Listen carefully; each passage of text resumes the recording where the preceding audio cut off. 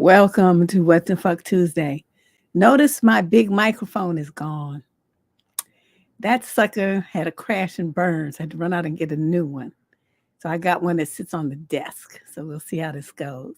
Hopefully it sounds okay. This is the first time I'm using it, so I just got it today. Like, what time is it? 6. It came about 2 o'clock. So this is hopefully it sounds good. If not, you guys will read me about it. So I'm just gonna, but I have to roll with it because it's the only one I have at this point. But this show, anyway, is a live relationship advice live stream. We come here most Tuesdays. Sometimes it's Wednesday, depending on my schedule, but usually it's Tuesday. And people send in their advice questions. So my cousin gets the emails and she picks and chooses which ones we're going to use that week. They go into this column. And then she sends me the document. I print it out. And then I don't look at it. She's got this little cover page here. I don't know if you can see it. It's got a little cover page there where it has the date and the number of questions on it. So it keeps me from looking at the questions. And so when I'm reading them, I'm hearing what they have to say the first time that you do too. It sounds good? Okay, good. It better as much as it costs. It's a card note. So we only have 24 questions today. I'm excited. I hope you are. So you guys can keep track, those of you who like to keep track of what number of questions we're on, because people come into the stream and then they're like, what number question is this? Because they get here a little bit late. So let's get started since we have 24 questions. I know everybody got to go and start doing their Thanksgiving cooking. Question number 1, this is a young man in the 22 to 27 age group. He's Black from Durham, North Carolina. Summary of issue: I broke up with my girlfriend because she'd rather have a child now and be a single parent rather than wait until I'm ready. Oh, wow. Shay! This is, okay, so she want to be a baby mama. This is interesting. I'm a 23-year-old male, and I've been in the Navy for 4 years. Already been pretty great. My girlfriend's 24. She was a cook in the Navy. That's how we met. Anyway, when you're serving, you get free health care and free dental for life, and your husband or wife and children get free health and dental as well.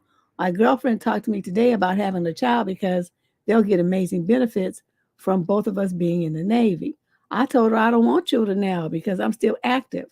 So it wouldn't be best time for me to have a kid with both of us being gone. Who's going to take care of the baby 24/7?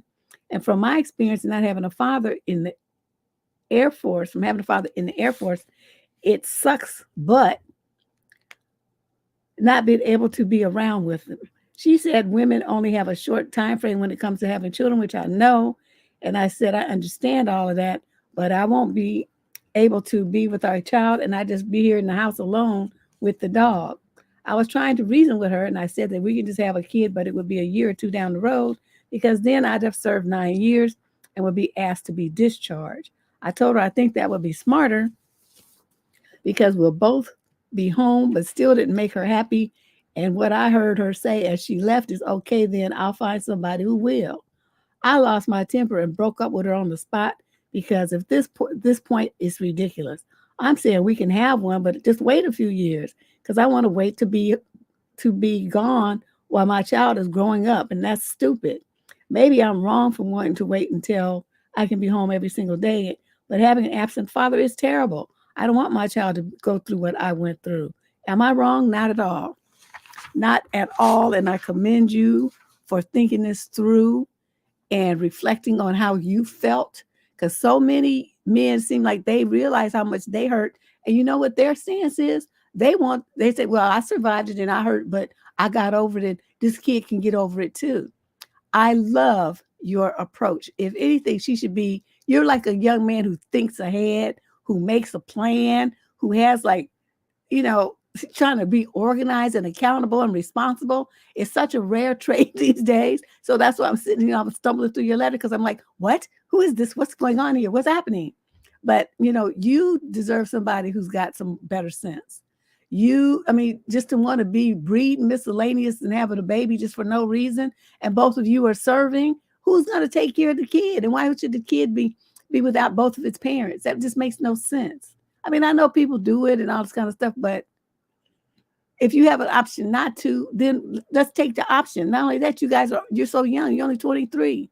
If you serve till you have 9 or 10 years under your belt and then get discharged, that would be a better situation for you as well as her. So I'm not really understanding what her thought processes are, but I'm thinking you're making the best decision possible. It makes sense to me. So stand your ground. And I like the fact that you dumped her silly behind so that you're not going to let her manipulate and coerce and control you with fear. Good job. All the way around. Good job. I can see why my cousin put this one first. So I could be like all happy and stuff. Unlike some of the past weeks where I was throwing stuff already. Yeah, this is good. You've made a good choice. Let's move on to question number 2. This is also a young man. He's in the 20 to 34 age group. He's Caucasian from Laredo, Texas. Summary of issues. My girlfriend is having delusions. Okay, my girlfriend of 7 years started having delusions after her mom passed away this past summer. It started with her thinking that she's clairvoyant and that she can tell that something big was about to happen to her. From there, she started to connect benign things that she comes across in her day-to-day life as some kind of conspiracy. She covered all her cameras because she thinks her coworkers are watching her through her phone and computer cameras and listening to her through our Alexa. She thinks they want to K her.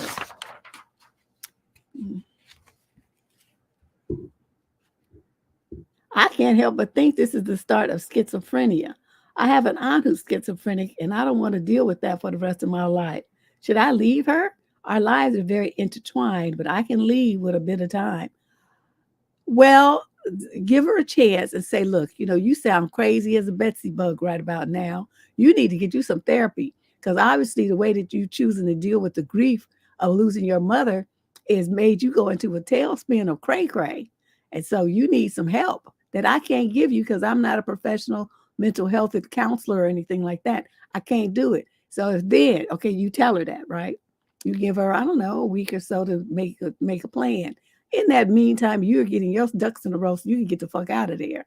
So then she's going to come back, and most likely she's going to come back and say, there's nothing wrong with her. It's you. She's telling the truth. This is what's really going on. And that's when you reach for your hefty bags where you have stored all your things and you throw them over your back like you Santa Claus and you get ghost. Because one thing you don't want to do is have a crazy girlfriend, especially if she's got a mental history. So you didn't say nothing about, you have mental history of schizophrenia in your family, so you're familiar with it. But does she have it in hers? You didn't say. Did you ask? I'm telling you, mental health runs in families. This kind of stuff runs in families. It's genetic. So what you definitely don't want to do is mess around and have a baby with somebody who's crazy as a Betsy bug. Then your kid is going to come out loony too. And it's just going to be you sitting there looking at a crazy mama and a twisted, messed up, loony child trying to figure out how your life got destroyed. So I suggest you zip it up. Don't sleep with her anymore and get yourself up out of there. Yeah, schizophrenic is, but she might just be off her meds. I mean, because a lot of these young people, did you notice how many letters come in the last couple of years? How many young people are on the antidepressants and stuff? It's just kind of mind-boggling to me. So, I mean, if she's like depressed from the, grief while grieving and not taking her meds, it would give the same kind of response, reaction. She wouldn't be schizophrenic, but her behavior she just go off her rocker. So it could be one or the other. He didn't say, but just looking at how many young people are on antidepressants and all this kind of stuff, it's a strong possibility. That's all I'm saying. Question number 3. This is a female in the 35 to 41 age group. She's Caucasian, and she says, from Harlow, Essex in the UK. Harlow. Summary of issue: middle-aged white men and their fetishes. Okay. She just right out there with it. So I've been divorced for a number of years, and I've been on numerous dates. What I've noticed is that many men I date who are white guys who have hit their 50s and are or were in long marriages and relationships seem to be very open about their fetishes. I'm wondering if they have, I'm sorry. I'm wondering if they have got to a certain age whereby they feel they no longer want to suppress these feelings. Let me tell you about the men I've met. A man with a foot fetish, a man with a weave fetish. Don't you just love these UK terms? A man who likes to cross dress, a man who likes daddydom. I had to look that one up. A man who is obsessed by writing erotica. And lastly, a man who wanted to be a wizard. Okay.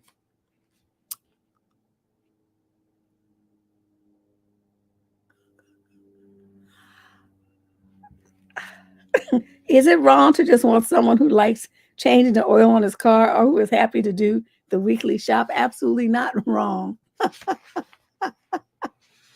Cray is genetic, most definitely. I'm telling you, the stupid MF gene, that article I wrote. And like I said, before I wrote it, I was kind of joking. You know, it was just being like snarky. It was a snark article. But the more I learned about genetics as the decades, because I wrote that article like so long ago, like in the 90s. And but as the decades have passed and they learn more and more about genetics, DNA, and all that stuff, it's true. It's actually true. So it's come to pass that these kind of things are passed along from parent to child. So, you know, but like I said, at the time when I wrote the article, that really hadn't been confirmed yet. But now we know ADHD, ADD, depression, all of that can come through the genes. So, you know, you ready to have a baby, you better make sure you line yourself up with somebody who's got some sense and got themselves together. You got somebody who's taking Prozac and then you're going to have a baby with them and stuff. And they, you know, if they miss their dose and they go into this funk and, you know, crying and running around and stuff and looking all crazy. No. Why would you do that to your kid? I mean, being a parent is strain enough.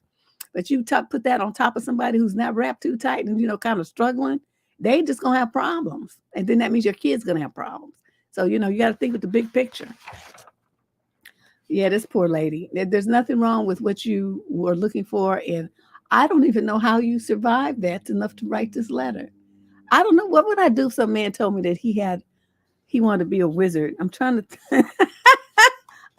think how I would hold my face straight. Knowing me, I wouldn't, because you know I'm ignorant. And I would just laugh at him and say, "What, you want to change the name to Harry Potter? What the hell? Dude, you tripping." I don't even know what to say.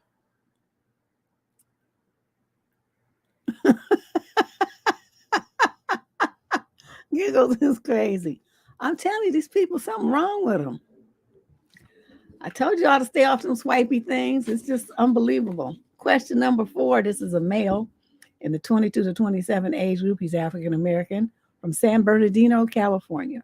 Summary of issue: my wife and I have a routine where we watch this TV show while we snuggle up on the couch on Friday nights. My mom said that I'm weird because of it, and I need to know how to deal with her. I'm 26. My wife is 25. We have been routine on Friday nights where we snuggle up on the couch together and marathon the TV show House Hunters. It's our favorite show to watch together. Recently, my mom has been living with us due to her health issues. Last Friday, my mom had gone upstairs to her room, and my wife and I had settled down on the couch, and we were watching the show as usual. And I was leaned up against her and had my head on her shoulder while she had her arm around me. After about 4 episodes, I had fallen asleep, and my mom came down from upstairs to get a drink. My mom woke up. I woke up when I heard my mom, and my mom came downstairs and through the living room to the kitchen. Okay, that's details we didn't really need. On her way back, she told me that it was weird that I was leaning on my wife's shoulder and not the opposite way. She also asked me if I was gay because of the show that we were watching. Wow. Okay, you good to your mama, because I would have been like, go get there's hefty bags in the kitchen, mama. Go get you some, because you get ready to leave. You get ready to leave. So then he says, I told her that I didn't think it was weird to lay on my wife's shoulder. And I didn't think watching a show like House Hunters with my wife was gay. Wow, that's so insulting. Not that there's anything wrong with gay people, but I mean, to make that kind of, you know, association with somebody just watching a TV show and throw that out like a slur like that, that's what I'm talking about. That's just wrong. My wife called her ignorant and told her to leave me alone. And my mother went back upstairs to her room. I don't think there's any problem with what I was doing. But what do you and the ladies of the squad think? Well, I think your mother's some ratchet, ghetto ass person that you need to start looking for her a home to be in. That's what you need to do. She's having health issues and, sound like she wants to, you don't even know what kind of weird stuff she says to your wife when you're not there. She said that to you and you're her own son. Did you know how your wife had to pipe up and defend you? Something tells me that the fact that she felt comfortable enough to do that so quickly this is some issue she's been dealing with your mother. She probably doesn't want to tell you because it's your mama. But now you got a little taste of it. So y'all need to convene. If you have some siblings, convene with them as well and figure out where you're going to put her ass. Because if this is the kind of thing she needs to be warned. It's like, look, you did that. You insulted me. You insulted my wife. I don't understand what it is that you think you should need to be butting your butt into our relationship for. You only here out of the kindness of our heart, because we don't have to have you here. So I'm going to give you one more chance. If you say anything degrading or deprecating or mean or snarky to either me or my wife about anything that we do in our house, because you got to remember, this is our shit, right? You just parked here by the kindness of our heart. Remember that. So you do something like that and insult either one of us again, you the fuck up out of here, mama. And I'm going to love you, but I'm going to love you from over here while you be in some kind of facility. That's what's going to happen to you, because you need to learn how to control your mouth, and you need an attitude adjustment. So you just let me know which one you want to be, because you on thin ice now. It's your last chance. And that's what you tell her. So she will understand what time it is. Because I can't even imagine somebody's letting you stay in their house. They feeding you, putting a roof over your head and taking care of you. And you're going to be calling them names and taunting them like that? You good, because she would have got cussed out. I don't have that thing where, you don't cuss out your parents. Me and my daddy had some rounds, okay? Not with my mother. I would just put her on the timeout. But, when she pissed me off, I just put her on the timeout. But me and my father, honey, we'd be going at it. And I mean, like, you a magnet, nappy-headed motherfucker. And he, we go back and forth. It was terrible. I mean, in retrospect, it was awful. But in the moment, I'm like, you can't talk to me like they talk to me crazy. And I just light his ass up. And then he get mad and he going to go in on me. And then I amped up the ante. And then he had to remember, I taught her how to cuss. I'm not going to win this. And so then we would stop. It was crazy. It was crazy. And then the next day we'd be like best buddies again. It was insane. But yeah, parents, sometimes they be getting out of pocket and you just got to put them in their place. I don't understand. Okay, let's move on to question number 5. We got 24 questions today. For those of you who came in late, we got 24 questions. This young lady, 28 to 34. She's English from Coventry, England. Summary of issue. Is this the reality of having a stepchild? Oh, this looks long. I feel like I've lost control over my own life and I'm starting to feel used. My boyfriend seems to want me to spend every day with him and his daughter. She's 9. His daughter's with him every weekend. He wants me to be there with them both all the time, and he sees this as quality time. I don't. For me, this time is a source of stress and increased anxiety to the point of sleepless nights. We have been together for 2 years, and we spend less and less time, just the two of us. His daughter seems to be here all the time now. When my boyfriend isn't at work, he works shifts, a day shift back and then shift and night shift. I hardly see him on the weekends when he does come back and night shifts. Deb, he used to find time for dates. He used to find time for us. He used to want to visit me in my own home. Now he decided to save money and do a lot of overtime. So everything else has taken a back seat. I want to spend a weekend alone. As I've told him, I'm selfish and he feels like I want to punish him by withdrawing myself. I would like for him to visit me more. Instead, he insists on me spending weeks at his house because it's easier for me as I can work from home. I'm 35. I'm so tired of living on suitcases and being torn between 2 homes. I want him to put his child to bed earlier just last weekend so we could watch a movie together. I'm told I'm being difficult and I'm creating problems when he only wants to spend some time with his kid, that I shouldn't be jealous. Me saying to him that I need some time, just the two of us, and that this every other weekend just doesn't cut it, is met with the comments that I'm creating problems because we would have a deal with his daughter. At the weekends when I share, well, the weekends when I'm there, he sleeps until noon on Sunday, and his kid plays on her own until she comes to our bedroom, staring at me until I get up and play with her. And then they watch movies until late at night because he wants to spend some time with her. She's following him around all the time. It's extreme to the point where I feel like I need to step back because my partner doesn't have any personal space. I'm off tomorrow, and so is he. I asked him if we can maybe go out for a meal. He says yes, of course we can, but he's taking his daughter as he is picking up from school tomorrow, and he wants her to spend the night here so he can drop her off at school on Friday. It's an additional visit, Deb, not his regular schedule. And she normally would be over from Friday after school till Monday morning. So he's making his own plans, and I'm expected to just suck it up. Am I being difficult? I know he wants to spend some time with his child, but can we spend time as a couple too? I wouldn't say no to him that he be spending time with me instead of his daughter, but I want him to tell me that his daughter will be around on extra day. And if he wants to have any relationship, he should be finding time for me. Yes, I do get up with her. I give her breakfast. I play with her whilst he sleeps. I would feel bad for leaving her alone when I know how much she likes to spend time with me. I feel like he wants me to treat his daughter as if she was my own. He would tell me that, why don't I go cuddle and give her a kiss goodnight? I'm not ready for all this. What if I never will be? Girl, dump that fool and his raggedy daughter. I mean, I'm sure the baby is sweet and all that kind of stuff, but what he's trying to do is use you for free babysitting and put you in a role of caretaking for this child under the guise of him having his visitation. If he's having visitation with his child, then he don't need to be in the bed till noon. He need to get up. When his kids comes in the room staring and stuff, you need to be elbowing him and say, your baby wants you to get up. And then as soon as he says anything about, well, you get up with her. No, I didn't lay in the bed and make her. That's your job. You the daddy. See, you're not talking to him like that. And he's like, he wants you to come over. So you say, well, people in hell want ice water too. I'm not coming. And you're not coming over here. I'm going to hang out with my girlfriends. I'm going to a spa. We're going to have lunch and get our nails done and stuff. And I'm not coming over there to babysit and look at you and your daughter. That's not my idea of a good time. And then you start easing out of this relationship, okay? There's nothing here for you. I mean, there may have been at first, but there's not anymore. You're miserable. And it makes no sense for a woman who's single to be in a situation with a man, you single with no kids, to be in a situation like this where your life is being dragged through the mud to take care of a man and his kid. You're not married. That's not your responsibility.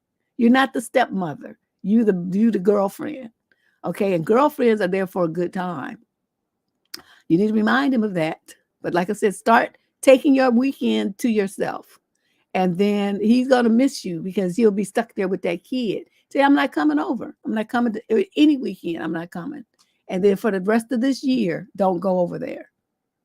Leave him with his kid. And like I said, that's how you're going to start backing out of the relationship. And then at the January 1st, you just cut it off entirely and tell him to go be with his daughter.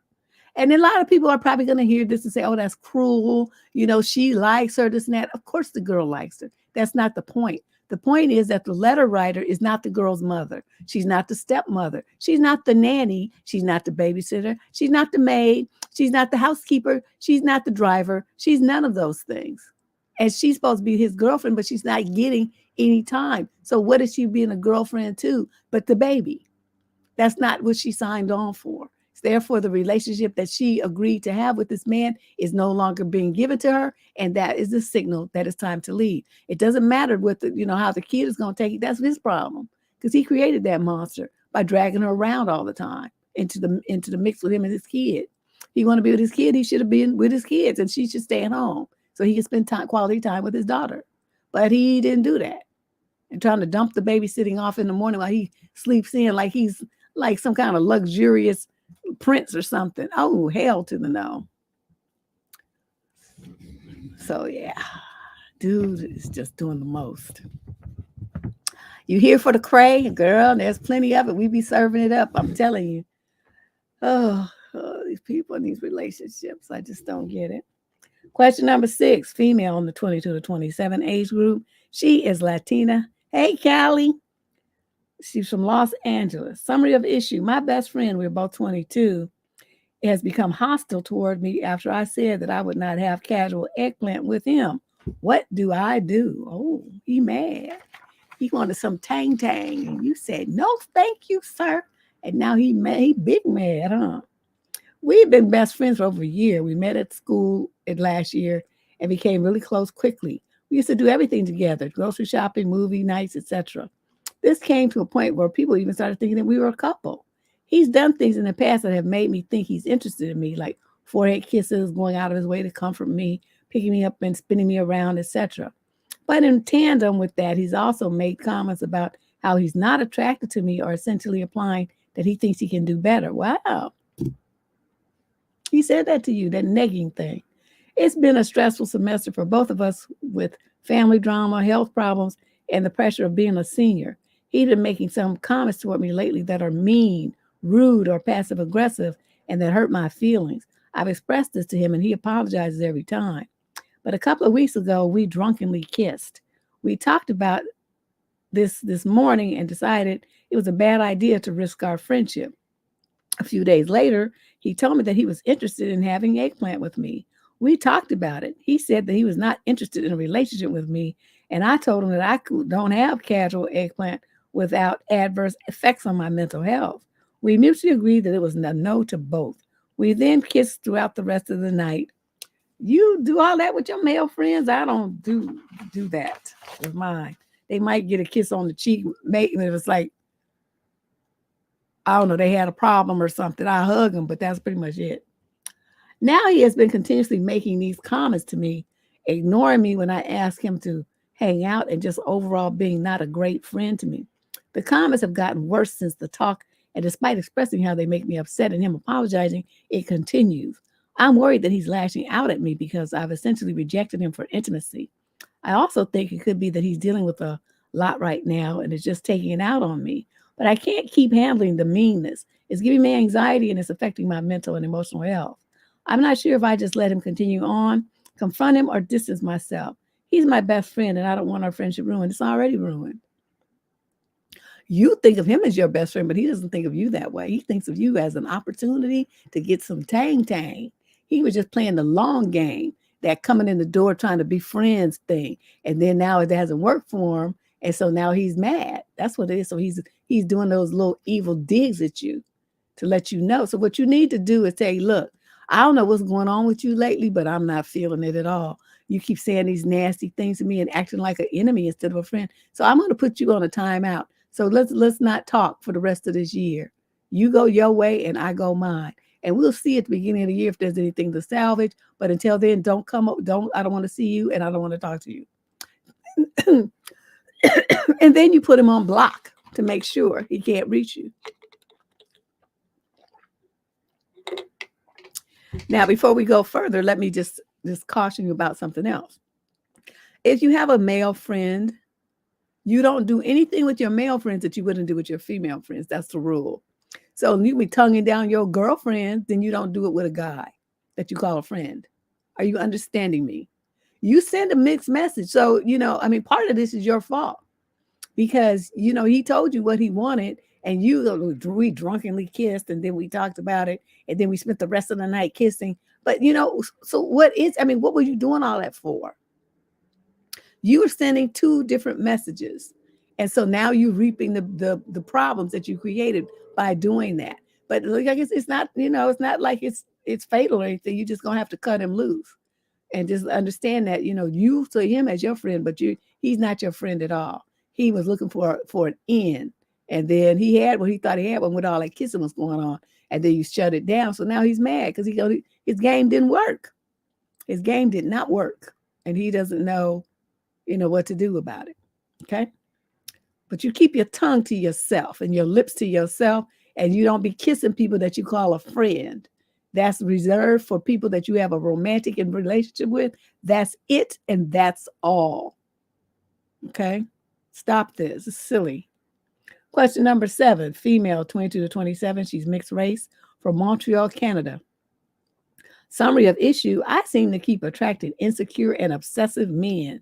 How do I stop this? or unpack the possible reasons that this keeps happening. The people that will help you do that are called shrinks. Okay. Now I'll give you some thoughts after I read what you wrote, but you talking about some kind of, behavior pattern or deeply ingrained something that you're drawn to on an unconscious level. That's shrink territory. Okay. This little column, don't be going that deep. Okay. So do you think I could just be opting for low quality, insecure men? I've had multiple experiences now, only dating for about 2 years, of men being crazy obsessed with me to the point where they show up at my house to try to confess to me, love to me after only a month of dating. And I had to call the cops to get him to leave. Wow. I just got out of an 8-month abusive relationship and I was like, F it. I'm going to rebound and met up with this guy from the swipey thing. Within the first hour of us talking, he was already saying that I was amazing and that he loves everything about me, though he knows absolutely nothing. This isn't the first time that this has happened to me. My record for the shortest time of knowing a man before he says he loves me is 8 hours. He was obviously very insecure, constantly putting himself down, and I could just sniff it out from a mile away that he was looking for someone to fill a void. I vowed to never do that again. But how am I still attracting such insecure men? There's no way from his photos and texting I would have known that he would be like that. It's almost like I'm cursed by the universe or something. I'm confident and comfortable with myself and what I have to offer. I know I can be a compelling person, but I'm not an effing vampire. Can you help? Nope, I sure can't. Like I said, this is something that you're going to have to go, since this keeps happening to you. There's something about the way that you interact with men. It's most likely you don't put up good boundaries in the front end. This love bombing type of behavior where they, just come in real hard and real strong. A lot of women are attracted to that. They feel like that's romantic. That makes their heart flutter and all this kind of stuff. And they tend to get the ones that get caught up in this stuff. You don't go that far because you recognize it as being toxic behavior. But there's a part of you, I think, that still likes that. Because, the thing about okay, so I meet a guy and he says, I really like you. I said, well, what do you like? First question I'm going to ask him, real calm, because I'm not really impacted by it. I don't care that he likes me or not. It just, don't change shit in my world. Don't put no money in my bank account. It doesn't buy me a new car. It doesn't pay my bills. It doesn't do anything. It's just words, okay? That's the main thing. Most women get caught up on words.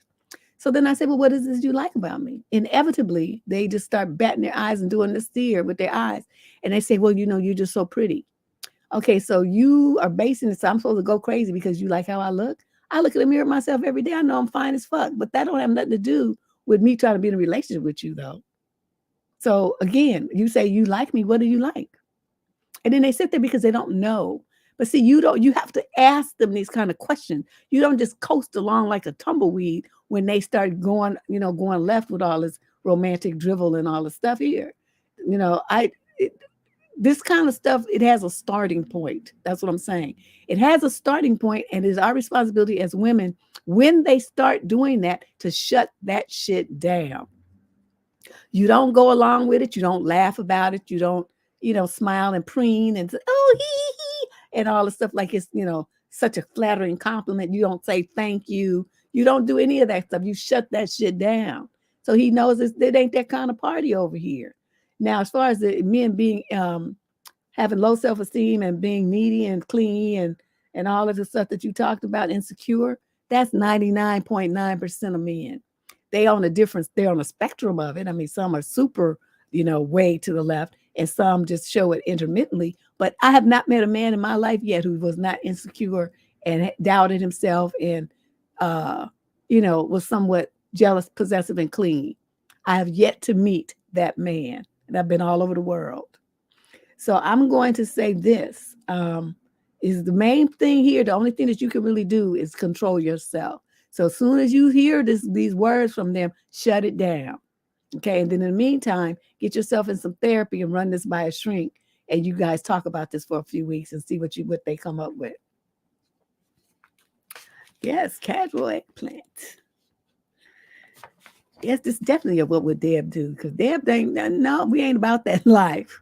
I mean, it's just, I don't know. And so many guys, I think they keep doing it because it works. because there's so many women, and that's why I worked so hard on this channel to get you all to recognize this behavior pattern that you have, this neediness for validation from men, where you want them to tell you that you're pretty and to compliment you. And I said, why can't you do that for yourself? I look in the mirror every morning, I'd be like, oh my God, can't anybody be finer than you? Smarter, better, faster. I mean, I big myself up. I mean, sometimes I laugh because to the point of ridiculousness, but still, I mean, I have to do that for myself. If I waited for some man to do that for me, and then I depended on him to before I felt good about myself, and I based who and what I felt I was on what other people told me I was, I would be so fucked up. I would be so, and that's what I think is the problem with most of these young girls. They don't, their self-esteem is in the toilet. So here's soon some guy comes around talking about, I love you, you're so pretty, this and that. They go crazy and they get real dependent on him for their sense of validation of who they are instead of developing that themselves. The key to success in life, in relationships, in everything that you do is self-esteem. If you don't have that belief in yourself to be successful, to be effective, to be able to conquer any kind of challenges that come your way, to be able to master things and be, to come out on top. If you don't believe in yourself, who the hell will? Because they're going to look at you and they're going to be like, well, you don't even think that you could do it and you think you stupid and ugly. Well, why should I think any different? I'm going to agree with you because you know yourself better than everybody else. You see how that works? So I don't know. But that's the problem. I think a lot of people have low self-esteem. So let's move on. Oops, this still starts at the bottom here. Question number 8. Female in the 22 to 27 age group. She's Latina from Chula Vista, California. Summary of issue, my brother beat my ass. Okay. And he's still living? My older brother, he's 29, I'm 26. Used to fight a lot as kids, but more just wrestling. He would never punch me or anything. Yeah, see, boys, teenage boys in that wrestling thing, you know that's all about hormones. Let me just be polite. They just want to have physical contact with a girl's body. And it don't matter that it's their sister. See, a lot of parents don't recognize that. Do not have your sons in any position where they have physical contact with your daughter's bodies like that. All on the floor, on top of them, pinning them down. And don't let them do that. You snatch your son up and you box him in his head and throw him out away from your daughter and tell him, don't you ever do any shit like that again. I'm saying this for parents as an aside, because a lot of you think, oh, it's so innocent. It's not innocent. They start getting them feelings at 10 years old, if not before. Keep your boys and any boys in your family away from the girls in your family like that. Don't let them do that under the guise of, oh, we just playing. They ain't playing. They're getting their little stuff hard and they're rubbing it against your daughter. Okay. Understand what time it is. So let me move on. So that happened to you. Okay. You were little. Let's see what else you did. So now I'm married. My husband's 25 and we have 3 young kids. My brother still lives with my parents. Me and my oldest son went to visit my parents, but they weren't home. Just my brother watching TV. I asked where mom and dad were and he said they just went to the store and they'll be back soon. So my son has an area with toys in the living room where he lets him play. So he went over there to play with his Legos. My brother and I started arguing about politics and eventually he brought my husband into it. Eventually he slapped me. I slapped him back and he just beat the shit out of me. I don't want to get into the details, but my son was there and he yelled, "Mommy," a few times. And that was probably the part that I'll never be able to get over. Finally, my brother finished and I picked up my son and ran the hell out of there. I'm hurt pretty bad and no broken bones or anything like that. My lip got cut bad and I have a black eye and a lot of bruises around my face, but that's all. But that's all. But that's all.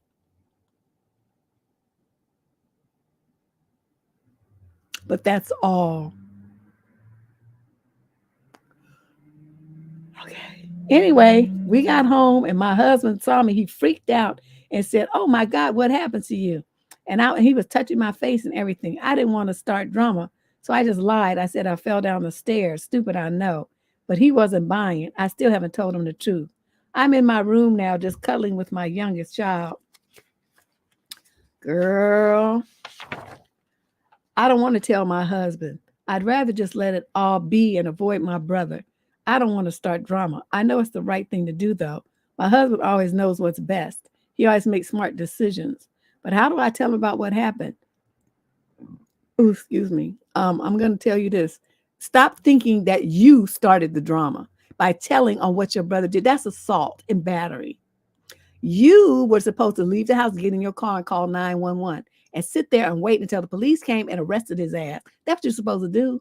You let your child be terrorized, and then you sit at your house and you cover for your brother, and you all fucked up, and you covering for his ass. So don't you know now that he knows he got away with it, he's going to do it again? Because no, he didn't have any repercussions. Nothing happened. You didn't even tell your husband. I'm going to suggest this. Get your ass up as soon as you hear this. You go in there and tell your husband the full story. You should have done it then so you guys could have went to the police while all the bruises and stuff were fresh. You tell your husband what happened and how your brother just kept beating you until he got tired, and that's how you got out of the house with the kid. He's going to lose his mind. He's going to lose his mind. Make sure he understands. Don't you go over there unless the police are with you. I don't want you in jail too. Me and the kids need you, but this needs to be addressed. Your parents might be happy that he's in jail because then he'll be up out of their house. Did you ever think of that? 29-year-old man still living at home with his parents like a bum? There's something wrong with your brother. He needs to be in jail, okay? I want you to handle that and stop running scared and sitting at home cuddling a baby instead of calling the police to get his ass arrested and put underneath the jail. He should be in there for at least 6 months behind that. At least.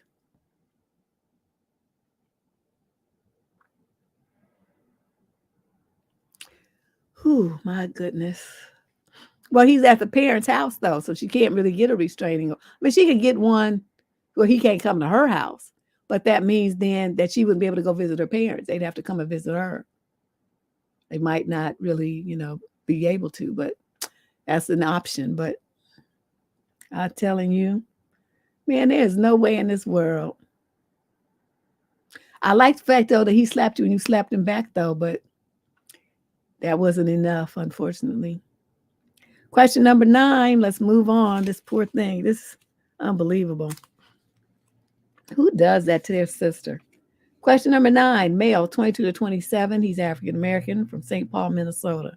Summary of issue. How do I deal with the fact that my female friend is kind of racist? This is awkward, but I'm a 23-year-old black male who has been trying to do some dating recently. It's been a long time coming since how I had body problems for most of my life. Body dysmorphia, infrequent bulimia, and insecurity due to being fat most of my life. Anyway, I have been mostly using dating apps to meet women, and as a result, I finally ended up dating some white women. I think so far I've had 3 white women and 2 black women that I feel like we've had some relatively successful dates. The 2 black women I had longer relationships with, and the 3 white women, we just never clicked. But 2 of them I ended up sleeping with. Well, I guess in Dusty Village, that's a win. My friend, she's 21-year-old black female, seems to really hate the fact that I date interracially, to the point that she said if I lowered my standards, all I could get is white women.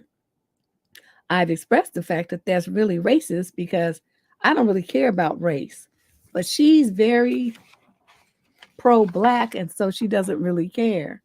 I've noticed a lot of my black female friends also share the opinion that me dating white women is a big issue for them. But in my mind, it's like, y'all don't even want me, so why do you care? Good point. To be honest, Deb, the reasons I date interracially are, number 1, dating apps are mostly white, so it's not like I can avoid it.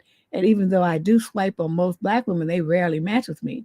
One of my friends told me that I should go to a club, but I don't drink and I'm not a party person, so that feels like a waste of time for me. Number 2, the first girl who ever said I love you to me was white, and it meant the world to me. I'm going to avoid trauma dumping, but the short version is that my home life was trash and women never really liked me because I wasn't athletic until recently. So hearing her say, I love you, not even I love you, So here saying love you, not I love you, just meant everything to me.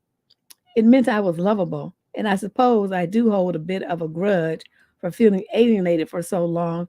And it bothers me when Black women trash talk white women when I've seen the messes that can occur on both sides. Anyway, I went to the gym this morning and realized that her comment really bothered me. How can I approach the subject without sounding too confrontational? I just want to get my point across without trying to make her feel like she's being a female dog. Oh, that's it. It sounds to me like you already got your point across, right? You already told her. Or did you not tell her any of this stuff? You only told me. I'm a little confused. But what you have to be prepared for is her mind is made up. Don't confuse her with the facts. So you want to, you want to explain your goal is to get her to change her mind. It's not going to happen. So I'm just telling you to save your breath and save your time. Don't bother about it. Don't worry about who you date, and that's what you need to tell her. It's like, look, when we were both single, did you ever try to go out with me? And she's gonna say, well, no, and say, well, then shut the fuck up, because what I do now and who I do it with don't involve you. Don't have nothing to do with you. You didn't want me, so I found somebody who did. So shut up. Stay out of my business. You keep this up and telling me all kinds of other kind of negative stuff, then we'll cut this friendship short. Because one thing I'm not going to do is be insulted and demeaned by anybody. That's what you say to her. You don't try to get her to change her mind. You don't try to explain nothing, because you're going to live your life whether she's in your life or not, right? So what's the point? See, I don't get it when people say, I want to explain. I want them to understand. They want them to know what I'm thinking. I don't give a shit if people know what I'm thinking, because it's irrelevant to me. I know what I'm thinking, and I'm the only motherfucker whose opinion matters in my life. Everybody else's opinion is just like bees buzzing, noise. Okay? The wind. It don't mean nothing. So why you put all this importance on her agreeing with what you do as a grown man is kind of amazing. Stop it. Just tell her, you can entitle to your opinion, but I'm gonna tell you one thing: I don't want to fucking hear it. I don't give a shit what you think. You wasn't trying to date me so that you eliminate any and all comments about who I do date. Okay? So just shut up. I'm not trying to hear all that. That's what you say. And she'll respect you more. It might mess up your friendship, but when somebody's talking to you like this, they don't have a great deal of respect for you anyway. So it might be time for this relationship to go the way of the dodo bird and become extinct. Question number 10, male, 20 to 34. He's Caucasian from Tampa, Florida. Summary of issues. I need to know how to tell my wife that I changed my mind and I don't want to have kids without hurting her feelings or things going south. Without hurting her feelings. Why do you think that you have the power to do that, sir? You don't control anybody's feelings but your own. Tell women this all the time too, but I'm telling you. So now let's proceed to the rest of your letter. Don't get me wrong. I love my wife to the moon and back. We are 30 and 31 respectively and have been together for 5 years. And we dated for 4 before we even got married. I always thought of the idea of having kids with someone I love, but that changed lately in the last 2 years. I don't want to have kids anymore. I want to spend time with my wife. I want to travel the world and spend the money that I earn with her. I also want to focus on my career since I'm at a great place right now. I don't feel like taking the added responsibility of having a child plus the financial commitments that come with it. What do? You just tell her. Just say, we need to have a conversation about the future of our marriage. And she's going to be like, what? That's going to get her attention. And say, let's sit down, let's have a conversation. I know when we got married, we talked about having a family and all that old good old stuff here. But, over the last 2 years, I've reconsidered and I don't want to have children anymore. I just want it to be the two of us. How do you feel about that?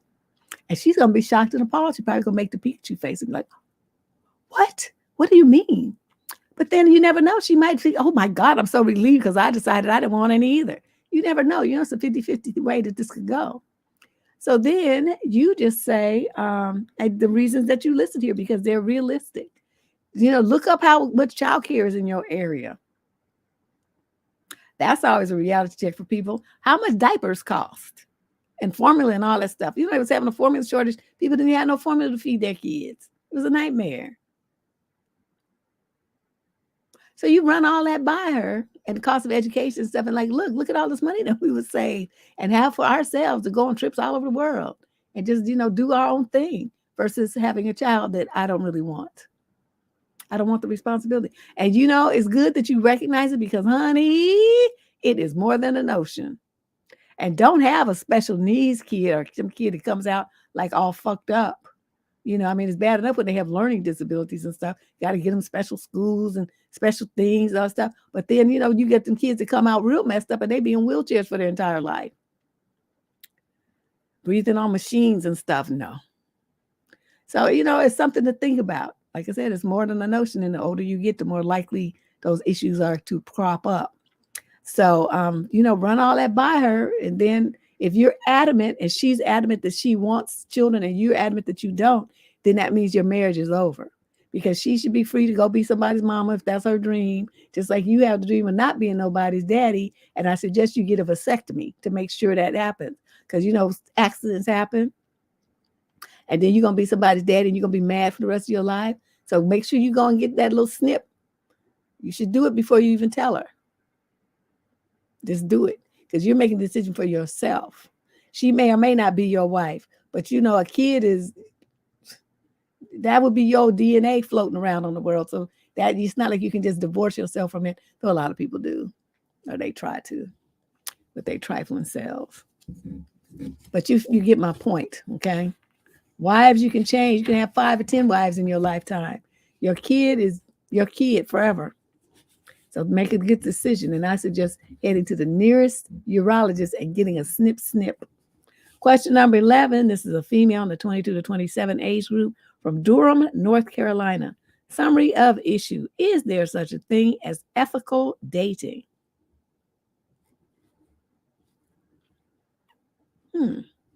So I got married young and recently got divorced. I've never really dated that much.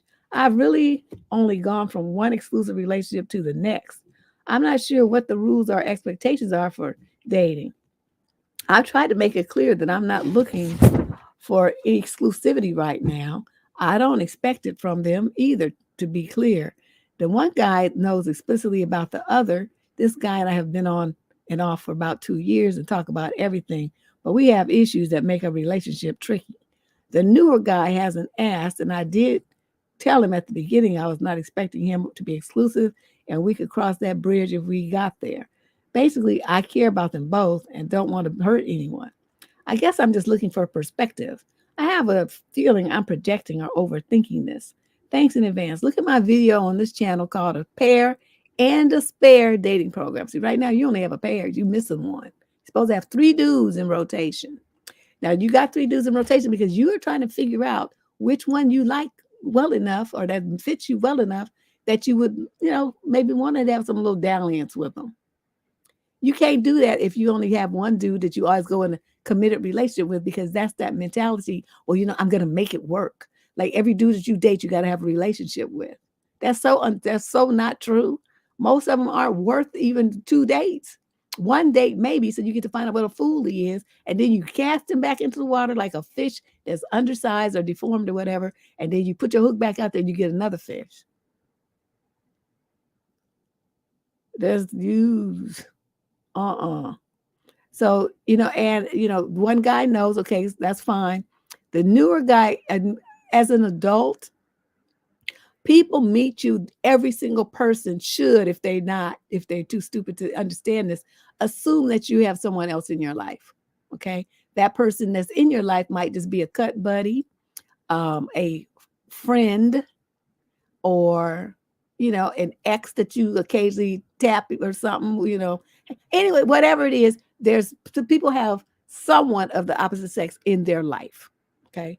In some respect, that person occupies their time, their thoughts, their bed, whatever. So going into a situation assuming that there's nobody there is stupid. There's always somebody. The person might be real peripheral, but they're still there. So do you have to tell the person that you're seeing someone else? No.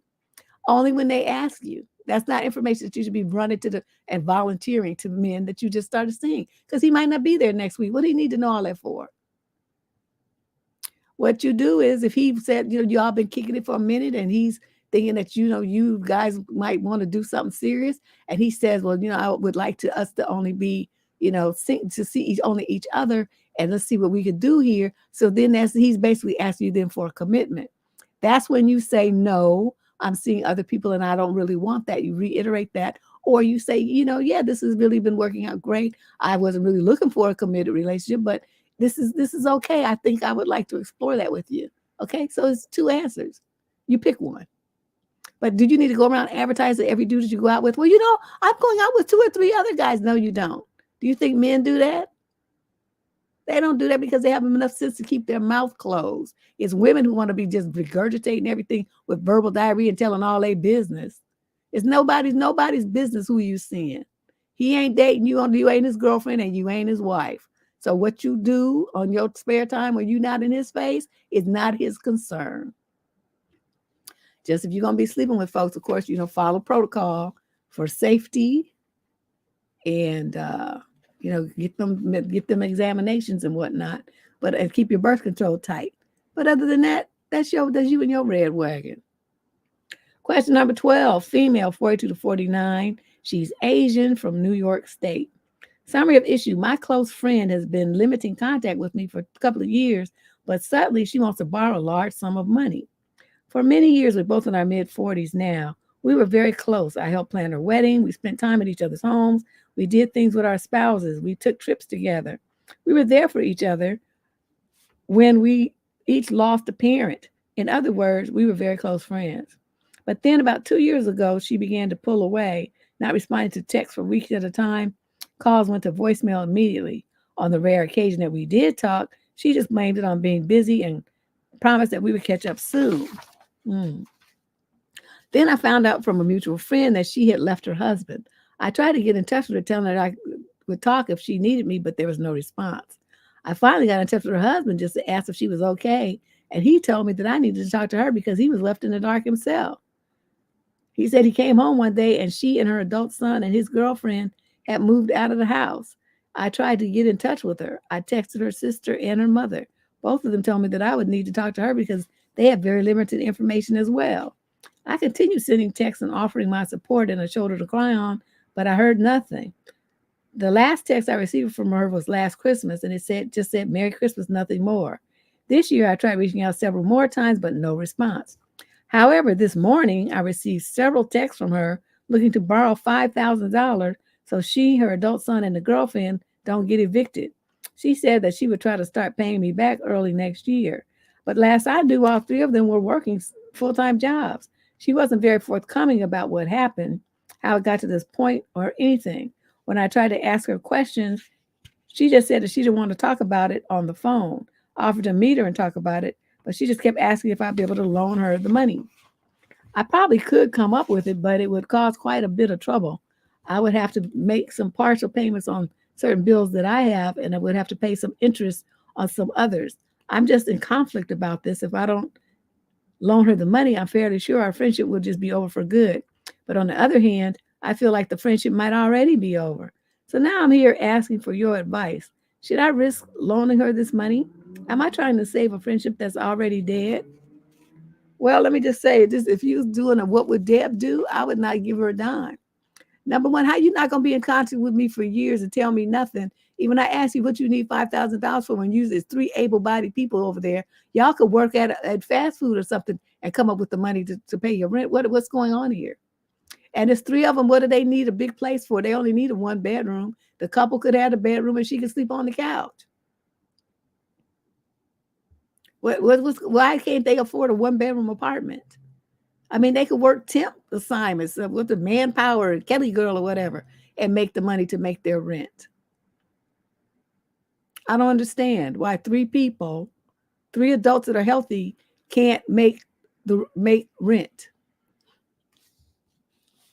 So that would be a problem, and I would be highly suspicious that there's some other reason that she wants this money, and what's some other reason why she's coming to you for it after having just ghosted you for 2 or 3 years. So I would just tell her, look, I haven't heard from you. You don't seem to be really have any kind of real interest in maintaining our friendship. You just want some money. So the answer to that question is no. May y'all figure it out. Make it work. Go ask the people that you've been dealing with for the last 2 or 3 years. I'm sure they can help you. Click. That's what she would get from me. And I know people probably listen to this say, damn, that's so cold. You so savage. It's like, that's how I am.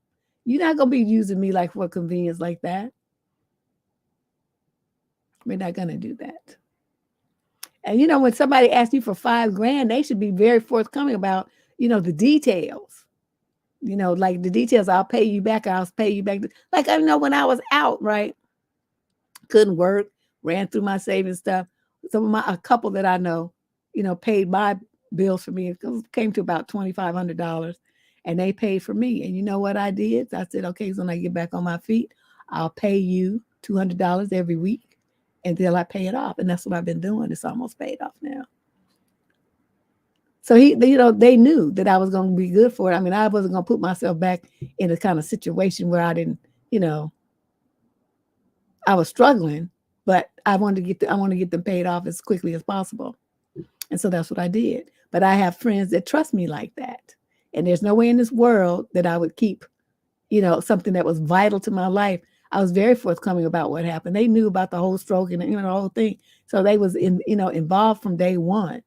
So, but that's if somebody's really your friend and you really trust them, you're going to tell them stuff that's, your crises, the things that hurt you, the things that worry you, that stress you out. They're your friends. They have your back.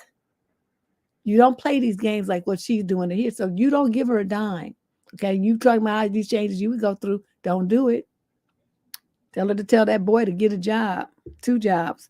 He can work it fast. They can work at Taco Bell and make rent. Question number 13. This is a female in the 18 to 21 age group.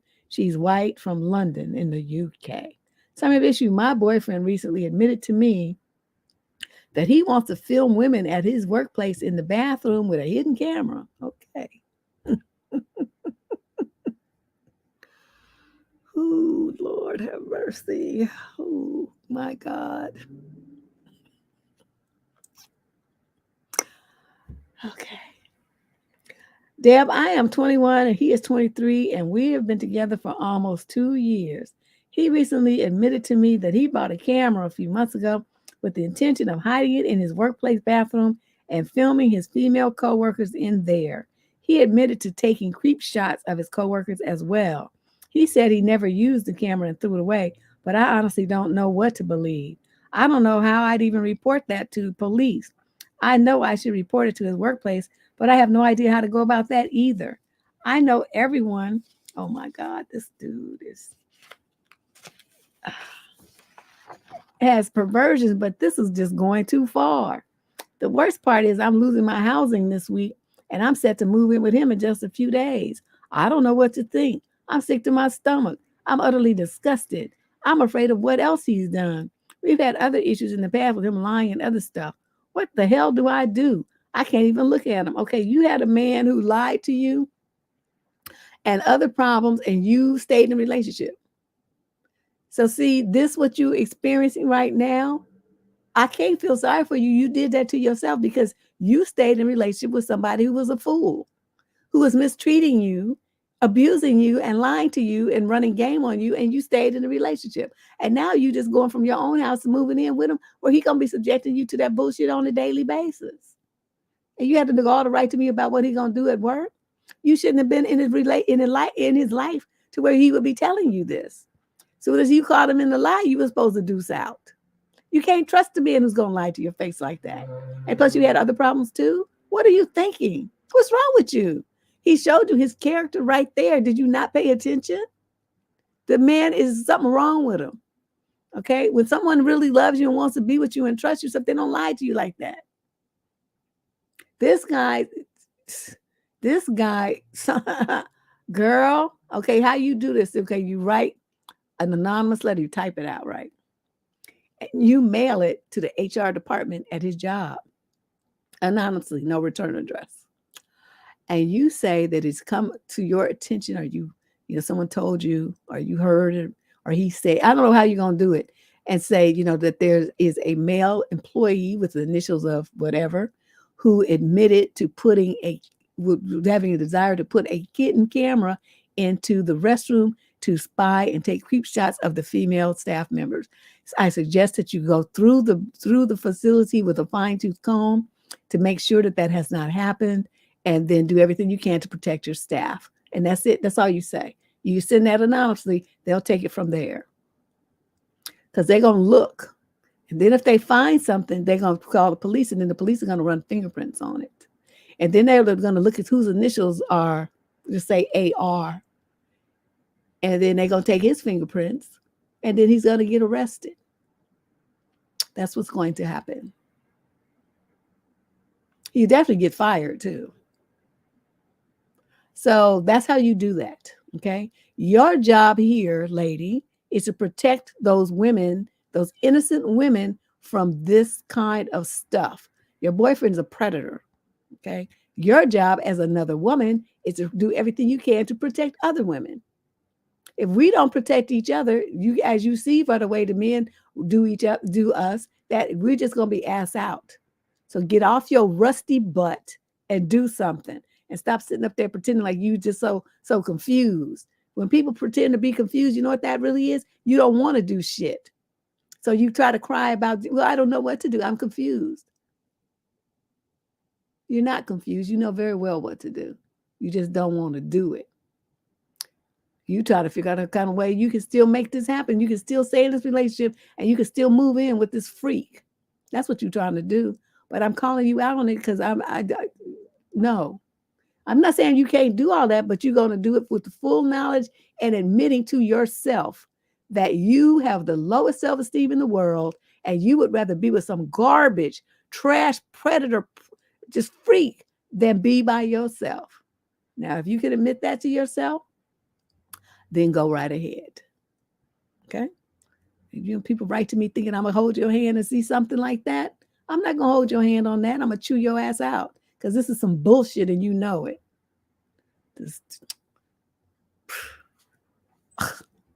I mean, question number 14, male, 28 to 34. He's Caucasian from Montreal, Canada. Summary of issue. I had a panic attack and I went psycho on my girlfriend and I need to fix it. A few days ago, I was meant to drive my girlfriend and her friend home from work since I hadn't seen her, and I thought it would be a nice change to spend some time together. I thought she got off at 6:30, but I was wrong, and she got out. I'm sorry, at 8:30, but I was wrong. She got out at 7:30. This is when I started to panic. I tried calling her, but no response. Background, my ex used to use silence as a weapon a lot, and I still have trauma from it that I'm working through, and her not answering triggered it. So I called again and again about 34 times. What? Wait, what? At this point, I'm hysterical and I can't control myself. And I go to her house to try and apologize for being late, which I know is very psycho behavior. But like I said, I didn't have any control of myself. She wasn't home, but her mom was, and answered the door. And in my panic, I told her, oh God, what was going on. Now my girlfriend is pissed at me, and rightfully so, but I just need to try to keep her in my life. Do you have any advice? See the nearest therapist, the nearest one, the one where you could just hop out your door and drive a block or two. Go there and start working on this. Now, you know, your girlfriend, okay, you left her out there. You know, okay, let me just rewind this. No matter what you thought, you have a phone, you have a smartphone. You know, you can put things in the calendar, and then you set a reminder, 30 minutes, an hour, a day, 2 hours, whatever you want to. So to me, there's no excuse for this. There's no excuse. You left me, you would leave me standing somewhere else. We're done here, sir. I'm not going to be standing out in the cold for an hour, wait for you while you lackadaisical claim you forgot or you got mixed up. Why didn't you put it in your phone like a responsible adult? So you all ladies listen to this. If they tell you that stuff, well, I forgot I got mixed up. It's bullshit. He wasn't responsible enough to put it in his phone so he could have a calendar reminder. We all have smartphones with calendar features. Everybody got that. Even the little old brick phones have that these days. So there's no excuse for what he did and how he did it. So you sitting up there talking about, well, you know, then I told her mother, why would you do that? What's her mother going to do? Except think, wow, my daughter's dating an idiot. That's why the girl's mad at you, because now she got to not only be standing out in the cold for an hour, but she got to defend you against her mother. Because her mother's probably thinking, your daughter, what are you doing? So you just created a whole thing. I need to try to keep her in my life. Then you should have handled your business. If she was a priority, you would have put it in your phone, like I said, but you didn't. She wasn't a priority. Because men who make their women a priority make sure they don't make mistakes like this, especially when there's tools available that could prevent that mistake from occurring. I don't know what y'all men be thinking if women are stupid, and any woman who believes this is dumb. I have to admit, there's no excuse for him to claim he forgot your birthday, your anniversary, your kids' birthdays, any kind of your graduation date, the date, any date, because he could just put it, and you can make it recurring so that you don't have to remember. You put it in there one time. And then you say, when it says a end after so many occurrences, or just forever with no end date, just click that little box. And then for the rest of your life, that date is going to pop up with a reminder the day before, whatever you said. There's no excuse for a man to ever say that he forgot anything that connects with you, ladies. No excuse. He just didn't give a shit. That's the part that you don't want to accept. That he didn't give a shit enough about you and what y'all had going on to take 60 seconds to put it in his phone. They put all the kind of bitches' phone numbers and shit, dumb shit like sports scores and stuff. Oh, they be using the hell out their phone for that kind of stuff.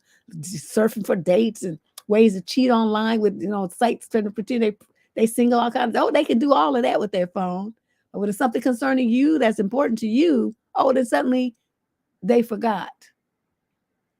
Y'all be giving these men way too much slack, way too much such room to wiggle room, as my daddy used to call it.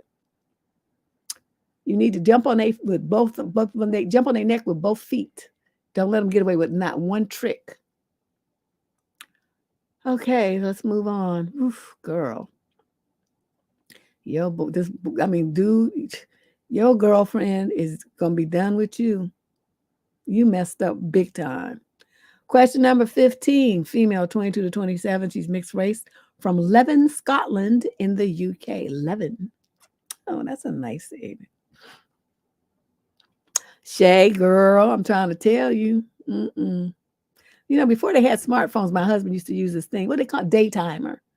Oh, they were so expensive. But, we get one every December, November. Whenever they first came out, I would get them a new one or he'd pick it up. And I would sit there and I would go through it and I would put all the dates. And this is, pre-smartphone days. So everybody had like a paper thing. But I would put all the important dates, his mother's birthday, his parents, and, the dad's death anniversary date. Stuff that was important to him. And then I'd add like my birthday, the baby's birthday, that kind of stuff. If I knew any events that was happening, performances at her school or stuff like that, I'll put that in there too. You know why I would do it that way? Because he looked at that thing as like his Bible. Me telling him verbally was, but he looked at that thing like every morning, a couple of times a day. He would look at it and he would map out his day and the next day based on what was in that book. Once I figured that out, there was no reason. He never missed anything else. And I never had to get myself upset reminding him about it. If I put it in there, that was all I had to do. And so, I spend like an hour at the beginning of every year, and I would do that. And it just made our relationship so much easier. And then once smartphones came out, then we didn't have to do all that anymore. But yeah, I just decided, I'm trying to figure out, okay, how can I save this man because I will go off and hurt this man and, be like real foul and funky and stuff. And it was just not worth the aggravation. So what do you do? My thing is I'm trying to figure out a solution, a win-win solution. That's what I came up with. He was happy. I was happy. Everybody who got cards and presents and stuff on their birthdays and stuff was happy. All his little cousins and everybody, his aunties and everybody, all their birthdays were in there. They all got a card or a call or something. So everybody it changed the dynamic for all of his relationships with everybody that was important to him because he lived by that book. He lived by it. And then it was, and it took me about an hour. It wasn't no big investment of my time or anything, but think of how much joy was able to come from me spending that hour for the other 4 days of the year. So, sometimes ladies just like, are we going to fight about this over and over and over? I'm going to find a solution. And if I find a solution, what is the solution? What's it going to cost me? It cost me an hour of time. That is no big deal. So let's move on. This young lady in this question 15, she's in the 22 to 27 age group, mixed race from Leven, Scotland. Summary of issue: I am an artist. I create nude art, but my boyfriend is not happy about it. My boyfriend's not happy with my nude art because he says nudity is sacred and that should not be shared with others. I'm an artist and I'm experimenting with different types of art style, and my journey is still ongoing. I recently created photography representing nudity with my other artist friend. We're both females. Photography is basically my naked body, and it does not have any erotic appeal in my art. My boyfriend is clearly not happy with it, though. He believes that sacred naked body should only be shared with the couple, no one else. He said is his boundaries, and I'm crossing his boundaries and hurting his feelings when I know how he would feel. I tried to explain that this is art, but he said it feels like I don't care about how it affects him. But that's not true. I care about him from the bottom of my heart, but what should I do? You better care about yourself. I always remember he's just a boyfriend, okay? He needs to stay in his lane. You have a dream, you have a skill, and you're pursuing what it is that you want to do with your life. He's trying to throw up a roadblock based on his ego. So, all this arguing back and forth, I mean, you better than me, because I would have said, look, this is the way it is. I'm doing this. You don't like it, then we can just break up. And then you won't have a girlfriend who does nude art, and you can go there and be sacred nude bodies with somebody else. That's the solution here, sir, because I'm not changing my mind. And then you let him go. So my thing is, it's great that you love him from the bottom of your heart, but you better love yourself. Love yourself and love what you're trying to do for yourself. This is part of your journey in your development as an artist. This is the career path that you have chosen. You don't derail your dreams for some dusty ass boyfriend. You just get a new boyfriend. Better yet, why don't you get a boyfriend who's a photographer? And y'all can take pictures of each other. Because Gunny Quiet is kept, because I used to do photography too. Oh my God, black and white with the sharp lighting, with a man who's got muscles in his back and chest and arms and stuff. I did a series like that of this dude, and I took like pictures of his whole body, one part at a time. Like I captured his shoulder and his biceps, and it showed like a little bit of his face in each one, as when it was upper body. And then for his legs, I mean, the man was built like a Greek god. Oh, he was fine. It was just ridiculous. But I never, tried to get him or anything. He was just my model. So I totally get what you're coming at, what you're talking about, and you using yourself, or you and your friends using each other. And it's just very beautiful art. It's just like a tribute to the human body and someone who has really worked on their body to make it, aesthetically pleasing. I would suggest getting a new boyfriend. That's what I would think. Because there's so many young men out here who are also artistic and sculptors, painters. They draw, they do I don't know, photography, whatever. You could get one of them, and I think you'd be happier than trying to argue with somebody to defend what it is that you want to do with your life. This is ridiculous. Question number 16. We got 24 questions today. 24 down from our 25, 26, 30. I'm happy it's so low. Male in the 22 to 27 age group. He's Latino from San Antonio, Texas. Summary of issue: how do I dump my girlfriend? We've been together for 2 months. I'm 20 and she's 23. I'm going to give you some multiple concerns of mine. She has an ex-boyfriend that she apparently stopped talking to when she met me. She told me that there were no feelings involved, but this kid is still wildly in love with her and would get back with her immediately. He is constantly pursuing her. She had him blocked up until a week ago, but now he's mysteriously unblocked and contacting her. She tells me that she's ready to move on with me, but now refuses to block him and says that she wants him to remain in her life. Oh, okay. But a few days ago, she found out that he slept with some girl and was all sad the entire day because she doesn't like to close chapters, end quote. He then called her and told her how guilty he felt afterwards. It's so weird. I obviously want her to cut all ties with him, the and she tells me that she won't be told what to do. In my opinion, if she's not willing to call off this guy completely, then she's not ready to move on. She's in a very demanding college program, and I totally understand all of that. But we have never gone out and done any relationship things. We have yet to go out to dinner, see a movie, get drinks. What kind of relationship do you have? I tell her that we need to go do something other than hook up in her bedroom, and she gives me a huge lecture on how demanding her schedule is. I just feel like she doesn't want to be seen out in public with me. If she cares enough, she will make some time. I don't think I'm asking for much. Anytime we argue, she would never take accountability and immediately attacks me. I never feel validated or reassured. I just don't feel cared about in general. What do I do? I'm a super easygoing guy who isn't insecure or controlling by any means. I feel like I've handled these situations off very well, but I'm attracted to her, so I just feel stuck. But I'm kind of at the breaking point. You are insecure. Let me tell you how that works. You're too insecure about finding somebody who's better and being by yourself, so you stay in this situation being emotionally and mentally abused. That's what's going on here. This girl doesn't give a shit about you. She has you there just for some D while she waits for this other guy to come around and for them to get back together.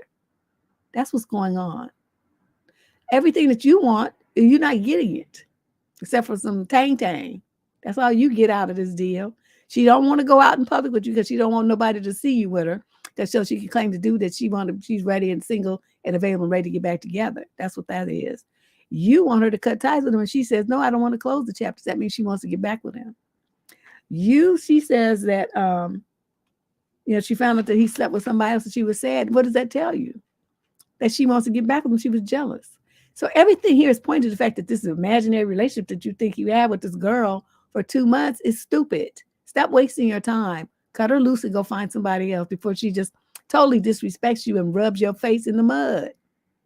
Okay, how much abuse do you need to take before you get a clue? Get your shit together. Have some pride about yourself. How you gonna let some woman talk to you like that and treat you like that? Please. He's not even a rebound. He's just something to do because she's obviously still waiting for the other dude. All her behavior is like she's hoping that they get back together. See, rebound, it implies that she's trying to make some commitment happen. Nothing that she said is any indicator that she wants a relationship with this dude. He just something to do and some D. That's it. She's not bothered about him at all. He ain't even at that level of being a rebound. This is terrible. Question number 17, male, 18 to 21. He's Caucasian from Davenport, Iowa. Summary of issue, I'm wondering if she's not interested or if she's just shy. Well, I met this girl at work and I talked to her a few times.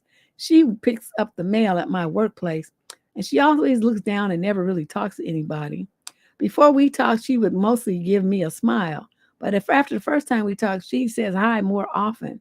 One time she had a longer conversation and she even seemed to show interest and give me smiles and make eye contact. And she also asked me stuff and actually told me things without me having to ask. But I did forget to ask her for a number or to ask her out. Now I still see her and she says hi if we walk past each other, but now I'm scared to talk to her because I don't want it to be obvious or to make it creepy. I haven't really talked to her since then, only like a little hi or something, but nothing more. My friends told me to DM her, so I did like 2 weeks ago, but she never read it. So I'm not sure if she's even ignores it or if she's really even seen it since IG has a spam map. Anyway, I tried to talk to her a few days ago and also held the door open for her, and she smiled and said, thank you. I then asked her if it was possible that I had seen her recently because I saw a girl that looked just like her, but she said it wasn't her. I'm still not sure why she would lie. I also told her that something funny, and she did laugh, but then she said she had to go further, so I said, good luck, because I didn't want to bother her. What should I do? My friends keep pushing me to ask her out, but I don't want to creep her out by walking up to her and all. I'm also starting a new job soon, so I will no longer see her. I'm shy as well. Any advice? Oh my God, you're fucking exhausting.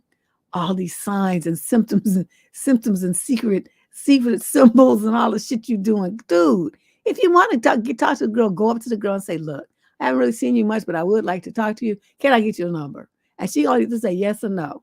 Okay. If she says no, you're not going to die. Okay. She might say, well, no, I don't really want to date, or I have a boyfriend, or I'm not, whatever. Okay. Then you just say thank you. But, really, I'm going to be moving jobs.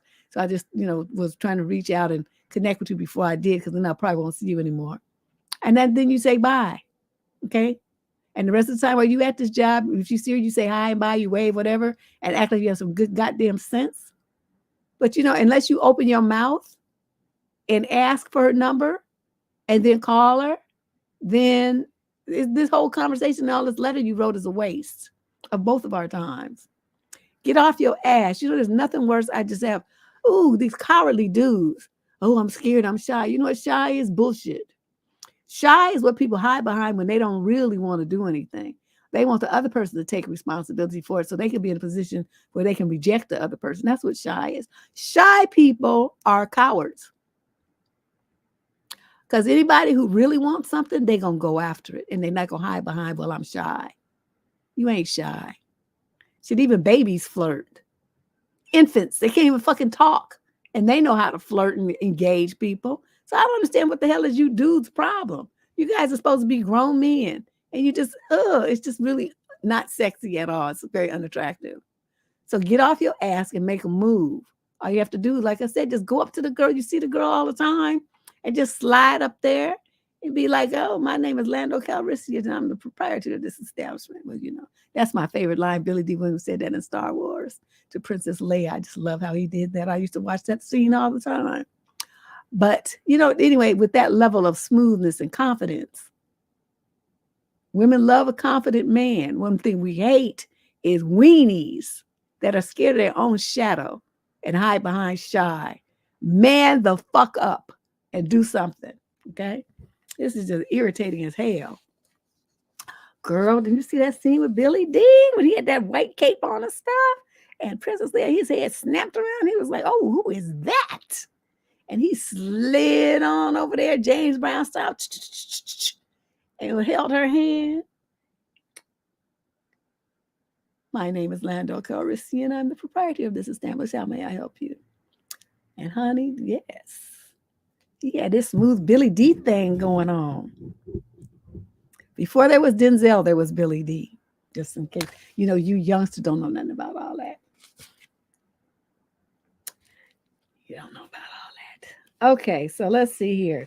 Question number 18. This is a young lady in the 22 to 27 age group. She's African-American from Atlanta. Oh, boy. Summary of issue. I'm maliciously complying with my boyfriend canceling Christmas. Oh, you got a dust mite, huh? Let me get some water here because this looks long.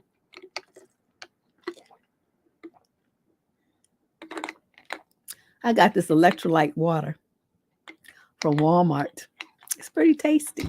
I forgot to see. I hope it don't have sugar. It tastes kind of sweet. Okay. For context, all my friends know that I love Christmas. I had a hard childhood and rarely celebrated Christmas. So now I start as soon as it starts getting cold. I bake a lot. I decorate, and I pride myself in getting really thoughtful gifts. I crochet hats and decorations. My small local family is traveling to my extended family out of state due to an unforeseen surgery. I can't afford to come with them. So now let's talk about my boyfriend. This week, he told me no decoration, no tree, no gifts. He just can't afford it this year and won't let me buy anything by myself. I'm not sure he remembers that my family will be out of town. So essentially, I just won't have Christmas. It's triggered a lot of trauma for me. And I'm not sure if I should just find a way to get a tree at least. I don't own a car, so it's quite a feat. Or just pretend it's not happening, knowing the same thing will happen for my birthday in February. Okay.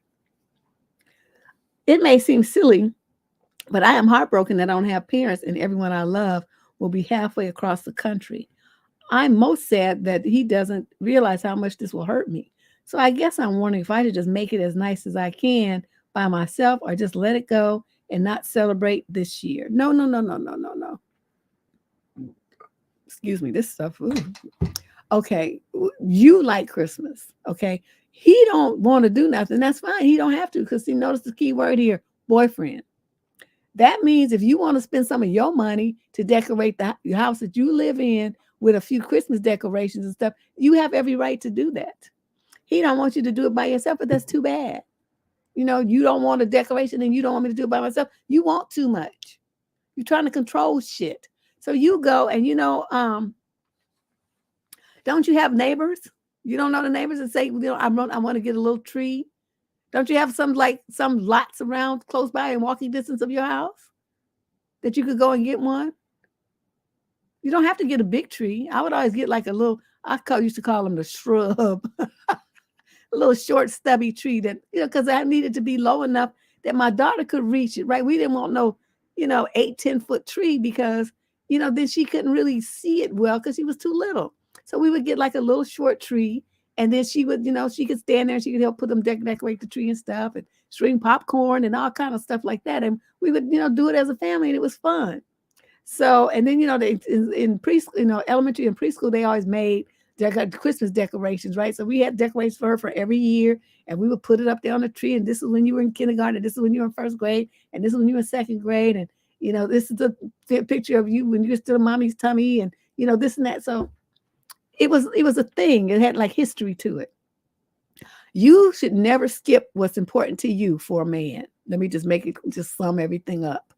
It's important to you, so you move forward to satisfy your needs and yourself to make you happy on Christmas and any other day.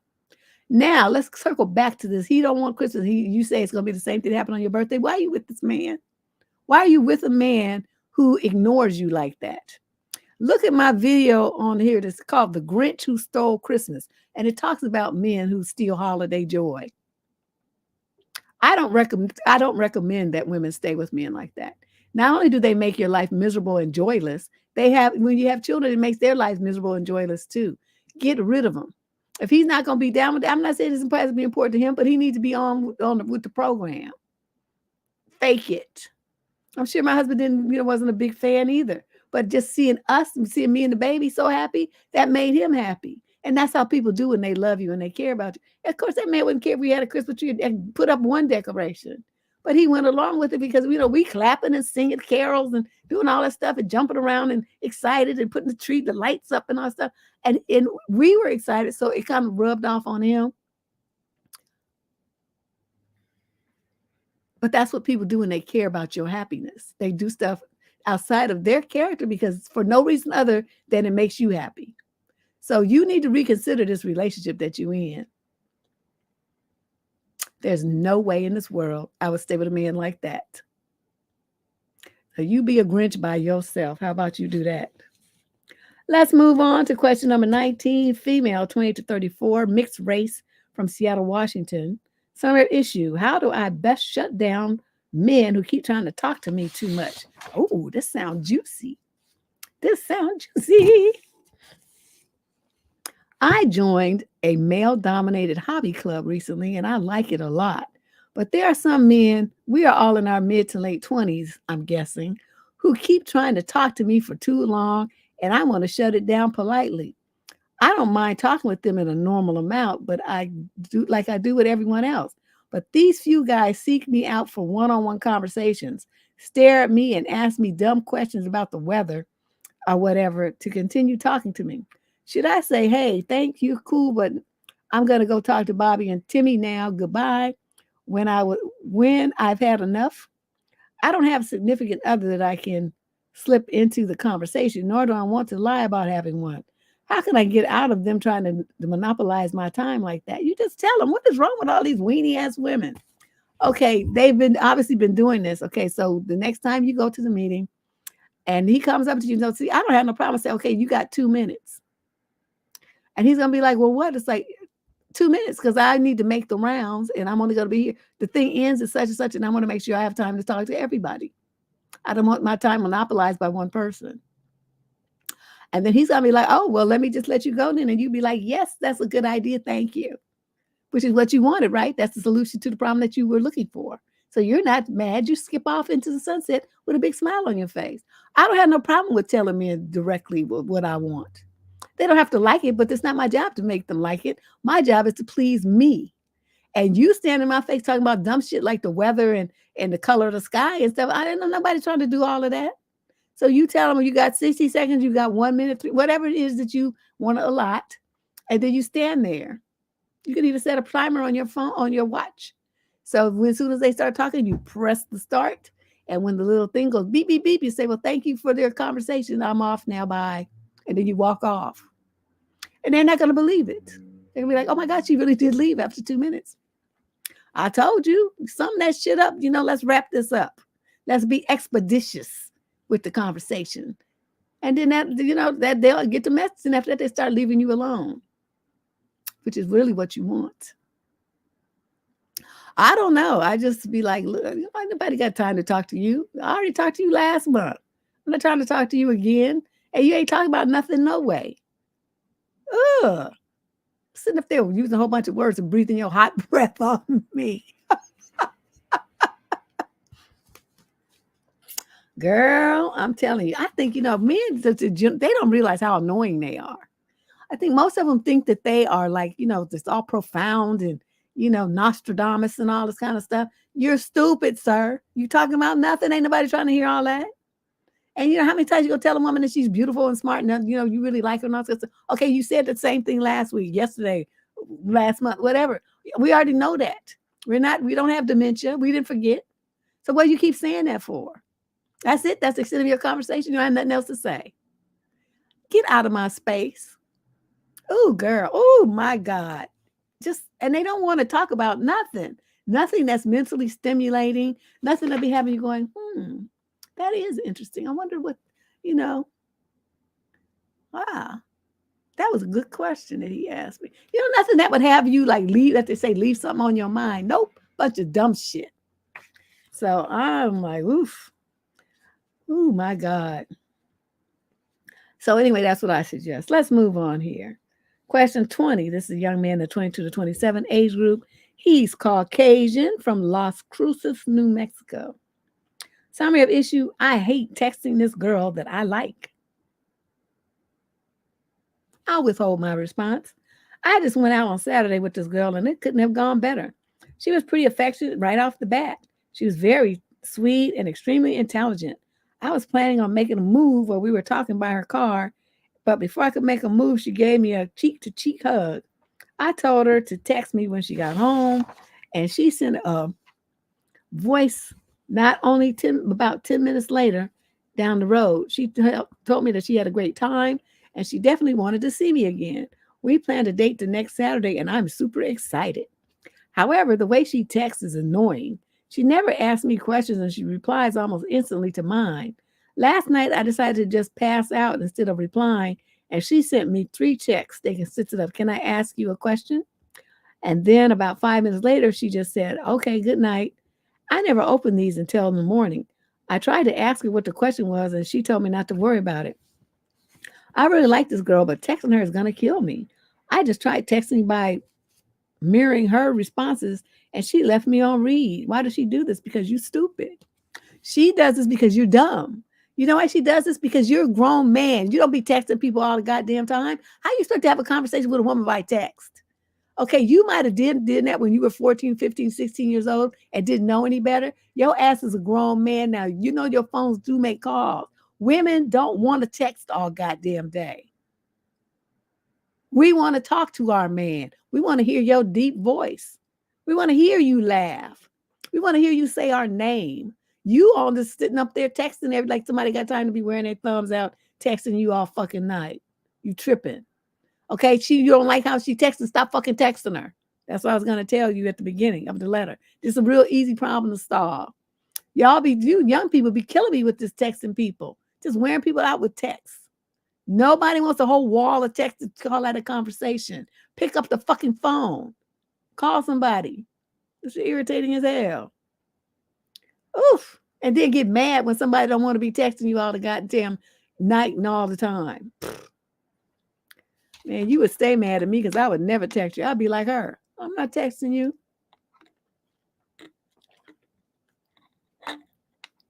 I'm not doing it. I have other things to do.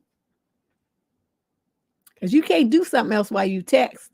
You can while you talk, though. See, I need to be multitasking.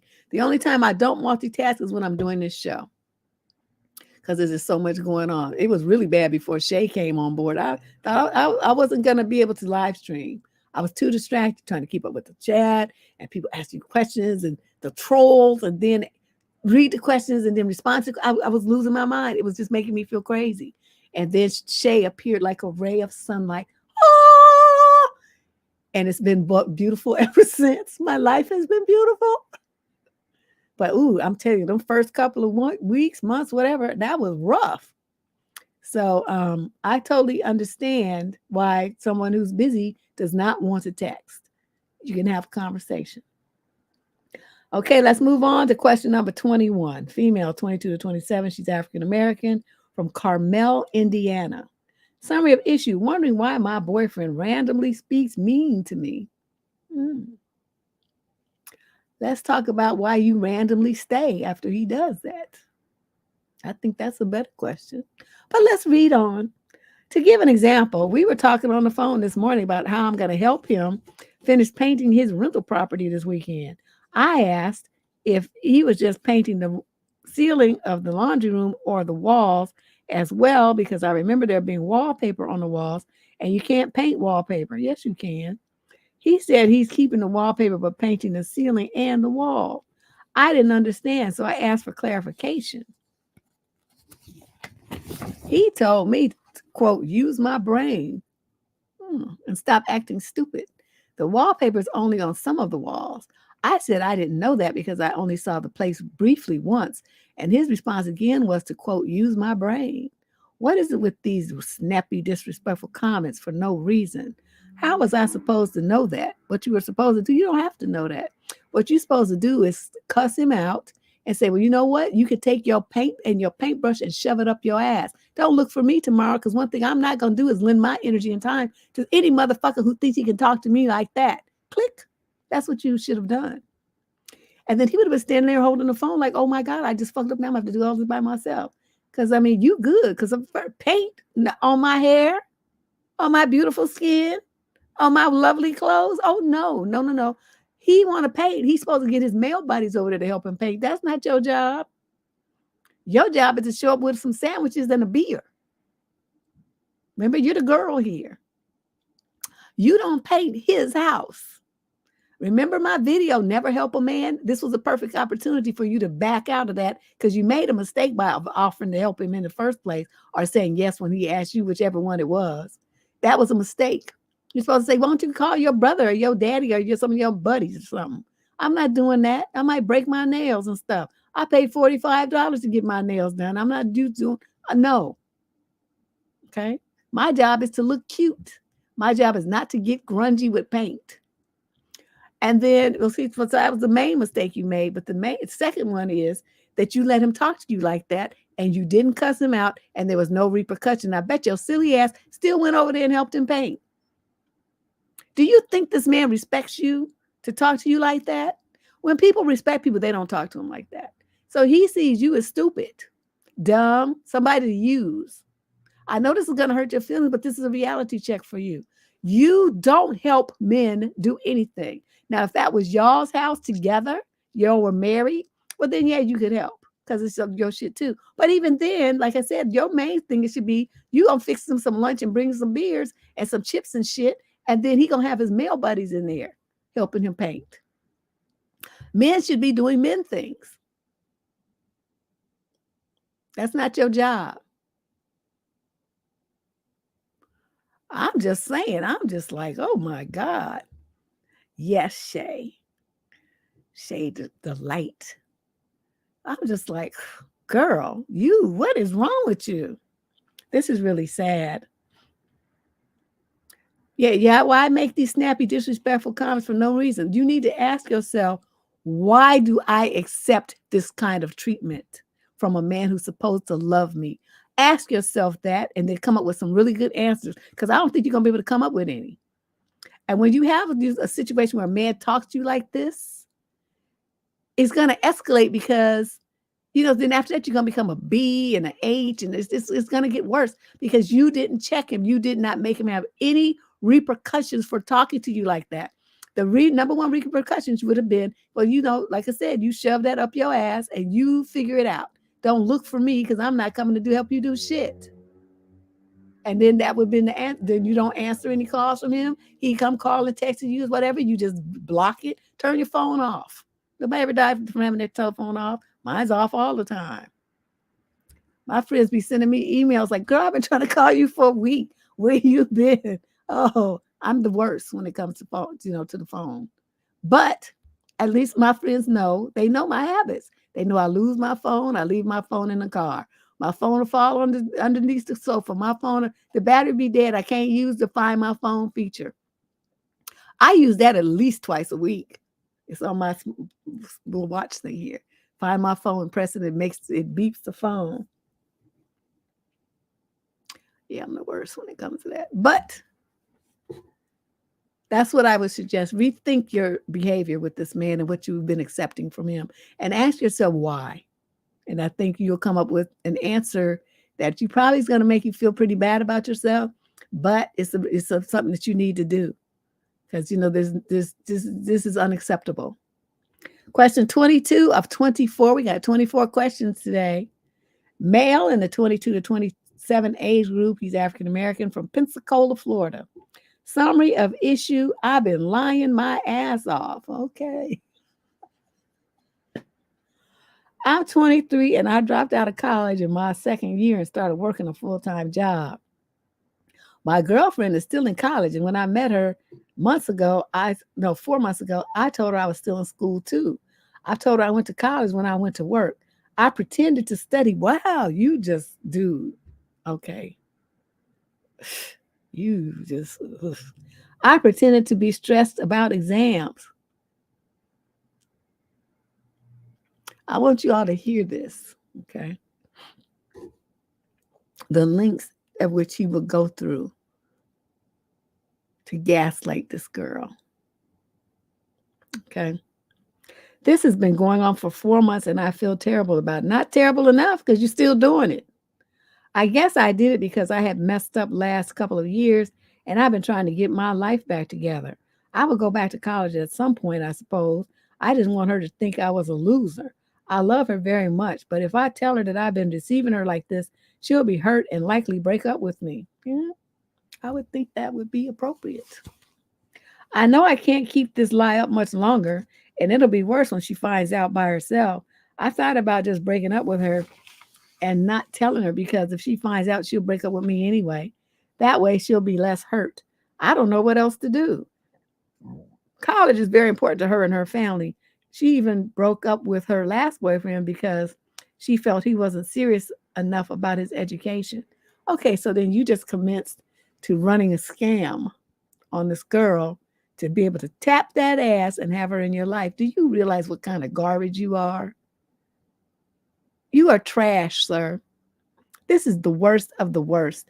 You manipulated this girl into a relationship with you based on all kinds of falsehoods and just running. I mean, the ongoing lie, the long range lie. Pretending to study, pretending to be stressed about exams, pretending to go to school when you was actually going to work. Yeah, I'm with you, Ash. I'm like, wow. I don't even know what to say. You are like one of the worst people that's ever come across this column. As far as your morals and values and your character goes, you underground, my brother. So you say, you're thinking about breaking up with her. I think that's a good idea, because if you come clean, she gonna break up with you anyway, and it's gonna cause problems, because she's gonna feel like, she's gonna feel really bad because you lied to her all this time and she believed you, she trusted you. You're gonna destroy her. So I suggest that you break up with her, and I don't know, you come up with some good reason why you're gonna do it. You could tell her you're gonna drop out of school. That'll do it. Say, I can't do this anymore. I need to work full time. I need to make more money. I need to help my parents. Or whatever you're going to make it sound like you had to leave school. So at least she'll know that you're not in school anymore. Okay. Say, I quit. That could be your reason. And you say, I know education is important to you. So why don't we break up? Because now I'm going to, I can't meet your educational requirement. Okay. Then there you go. You're out of it. And you don't have to hurt her extra you take the hit because it really is you anyway. People always say, well, it's not you, it's me. In your case, it really is me. Okay, it really is you. And so that would be the approach I suggest you take. So you just sit her down and tell her that you dropped out and make it sound like it was just yesterday or something, last week or something. Don't tell her it was 2 years ago. And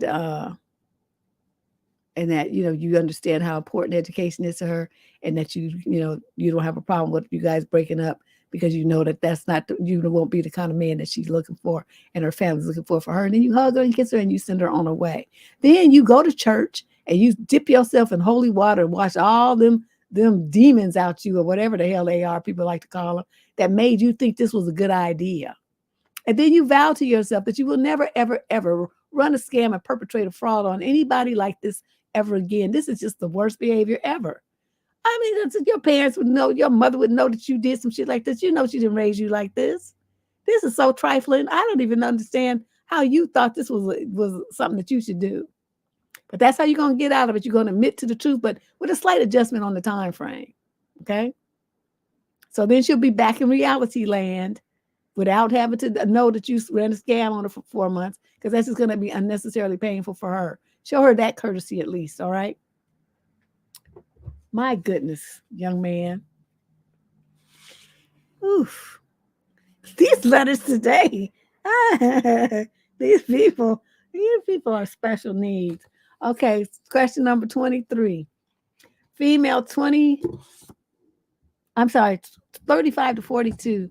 She's Caucasian from Fort Wayne, Indiana. Summary of issue: my husband compliments his brother's girlfriend constantly, but doesn't do it to me because, quote, I shouldn't already know. Oh, really?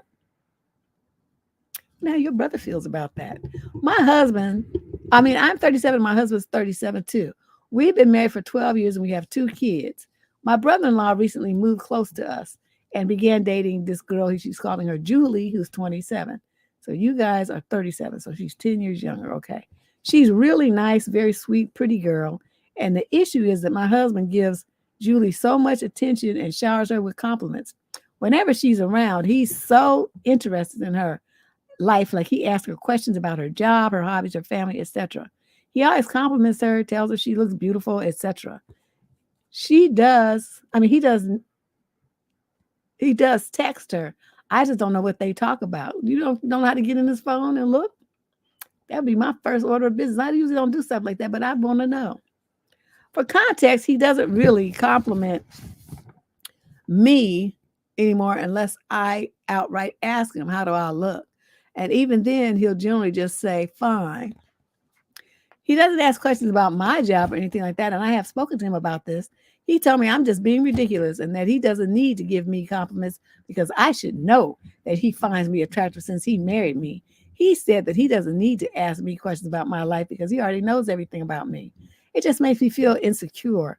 And it doesn't help that he apparently doesn't seem to care about that. How would you handle this? I would have cussed him out right in front of Julie and his brother and everybody. He's going to disrespect you in front of everybody. I would start with his brother. It's like, what kind of man lets his brother be all up in his girl's face like this? You see what he's doing? He's way too interested in your girlfriend. That's what I would say. And I would say, you just a little punk that you just let this go on. You're sitting up there just like it's okay. It's not okay. And then I'd be with her. It's like, what is going on that you think that this, is okay? But you haven't shut him down? Tell him that you don't want to talk to him that much? As a woman, it's up to you to put boundaries in the men that are in your life. And then I turn to the husband, it's like, you a raggedy piece of shit and I'm going to get a divorce. So you can talk to Julie and every other silly bitch that you want to 24/7. Because one thing I'm not going to take is being totally disrespected, especially in my own house. I'm not going to do that. So this shit here is over. You've been doing this and I've been tolerating it. That's my fault. But I'm not going to do it anymore. I'm not going to take disrespect from you. I'm not going to take any problems from Julie, who's too stupid to check a motherfucker, and their brother, who's a weak wuss pussy. All y'all can kiss my ass. That would have been my solution to that problem. And then that would have been that. I know me, my temper. That as soon as I do it the first time, they're like, why are you up in her face like that? And I would have said it right there in front of everybody. Why are you all up in her face like that? You know how desperate and stupid you look? You're a married man. Leave that girl alone. Okay, then if he did it again, then we divorce. Because then that means he's intentionally disrespecting you and ignoring your boundaries, even after you told him. No. Nope, nope, nope, nope. All the nopes in the world. We're not going to do that. I just don't understand people. What is this paper here? Oh, it's an extra piece of paper. Okay. Question number 24. This is our final question of the day. Let me put this banner up here so everybody who says, oh, this show was really fun, I'd like to get my question answered. This is how you do it. You send in your question to What the Fuck Tuesday. Look in the show description down below. You'll see a link that says Get Free Advice. You just click it. Or you can navigate over to Debsterism.com and click the button that says Get Advice and fill it out for What the Fuck Tuesday. Now, once a month, we also do the paid advice show. We just did it last week. For $10, you get your question answered right now in real time. And the question can't be too long, but I created a form for you can submit those questions in advance, because some people like to do that. They just pay in advance. They can't be here or whatever. They'll listen to the recording later, but they do want their question answered. So you can submit your question in advance and you can pay in advance. You just write the receipt number from PayPal or what your Cashapp handle is on the form. And so then we can match it to a question that way. So that's also on Debsterism.com. Okay. It says a $10 advice show, I think, or something like that. So you got two shows that you can participate in here, because this is the free one, but there's no guarantee that your letter's going to get picked. And Candace sometimes be getting an attitude, and so she won't put somebody's question in. And that if she just don't like the way that you wrote it, she just won't put your question in. So that's iffy, but the $10 question is for sure. So this is our final question for today. This is a young lady in the 28 to 34 age group from Toledo, Ohio. It says, summary of issue: I got played by a guy that was dating me and another chick. I started seeing this guy from New York. Oh, that ought to tell you right there. Them rogue. Okay, I've been twice to see him this year, but the second time went bad. We got a little drunk and went to this restaurant to have dinner. Then he started to get an attitude with everyone at the restaurant, saying that they got his order wrong. I eventually told him that he was wrong for treating the people like that unfairly. He told me to be quiet because he knew them and he's been in that place before. We eventually took our food to go and headed over to his apartment. Then later that evening, we went by his female friend's place and he told her what I had done that night. Till the next day, she wanted to talk to me. I returned to her place the following day and she told me that she has been sleeping with him also. At that point, I felt really dumb and should go so far to say that I thought this guy really liked me. Since I've been back home, I have not spoken to him. I just wanted to vent and get this off my chest. Any support would be great. Well, no, I want you to we used to do this years ago. You take this hand and you swing it and you slap the shit out of yourself. Because first of all, what the fuck are you doing going to see a man? He's supposed to come see you. You doing shit all backwards. You don't go visit men. You don't buy plane tickets to go see men. You don't get on a Greyhound bus you don't fill up your car to go see a man. The only time I did that, I didn't date this guy who lived in Palo Alto. I was living in San Francisco at the time. And it's, I don't know, what is that, 40 miles or so? I don't remember, 35, 40 miles or something. And he wanted me to come to see him on the weekend. I said, well, who's going to buy my gas? He said, oh, me. He was an engineer. He made all kind of money. So when I would get down there, and this was every week, on Friday, I'd go down there, he'd fill up my tank, he'd get my car detailed, and then that was it. When I needed some tires, he bought some tires for my car. So, if you got a dude who's going to handle the business like that, then yeah, you can drive it. But you coming out of pocket, you paying for yourself to go see a man so he can get some free pussy. You done paid somebody to sleep with you for free. Do you understand how you balling backwards and that makes no damn sense? You women are just way too desperate. I don't understand it. And then he just disrespects you and treats you all stupid. I mean, by the time you heard how he treated the wait staff, see, my thing is how a man treats people who he feels are, beneath him is how he's going to treat you. Because the majority of men, for some reason, seem to think that women are beneath them. Women are second class to men. Even if they don't say it overtly, their behavior demonstrates that that's how they think. You're not as important to them. They can talk over you. They can interrupt you. They can be first. They can take your stuff. They don't have to listen to you. All of those kind of behaviors indicate that they don't perceive you to be as important as they are. So even though they'll deny it overtly and say, oh, no, I don't think that at all, their behavior will say that they do. And when I've explained it to them, then they just sit there looking like shocked and appalled because, I do those things. Right. When women talk, you want to interrupt them and talk over them. That indicates that you don't think that what she has to say is as important as what you have to say. Your thoughts are more important than her thoughts. That indicates that you think women are not as important as men. Bottom line. So, that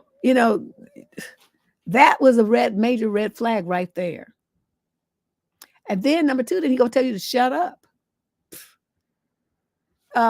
Taxi, I'm the fuck up out of here.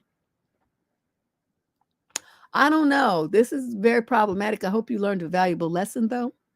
You don't go chasing men. You don't jump on no transportation. You don't do anything to chase a man. If he wants you, he's going to make that happen.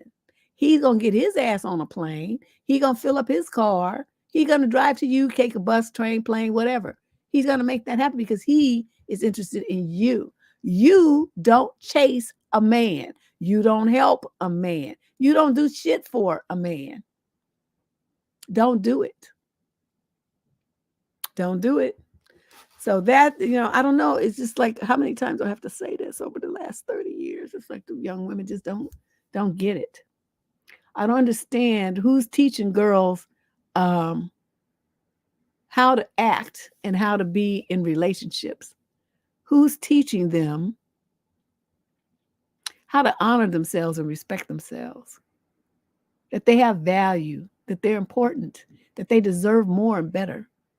Parents are really falling down on the job. Y'all need to do better. That's what I got to say. Anyway, I hope you guys have a fabulous Thanksgiving.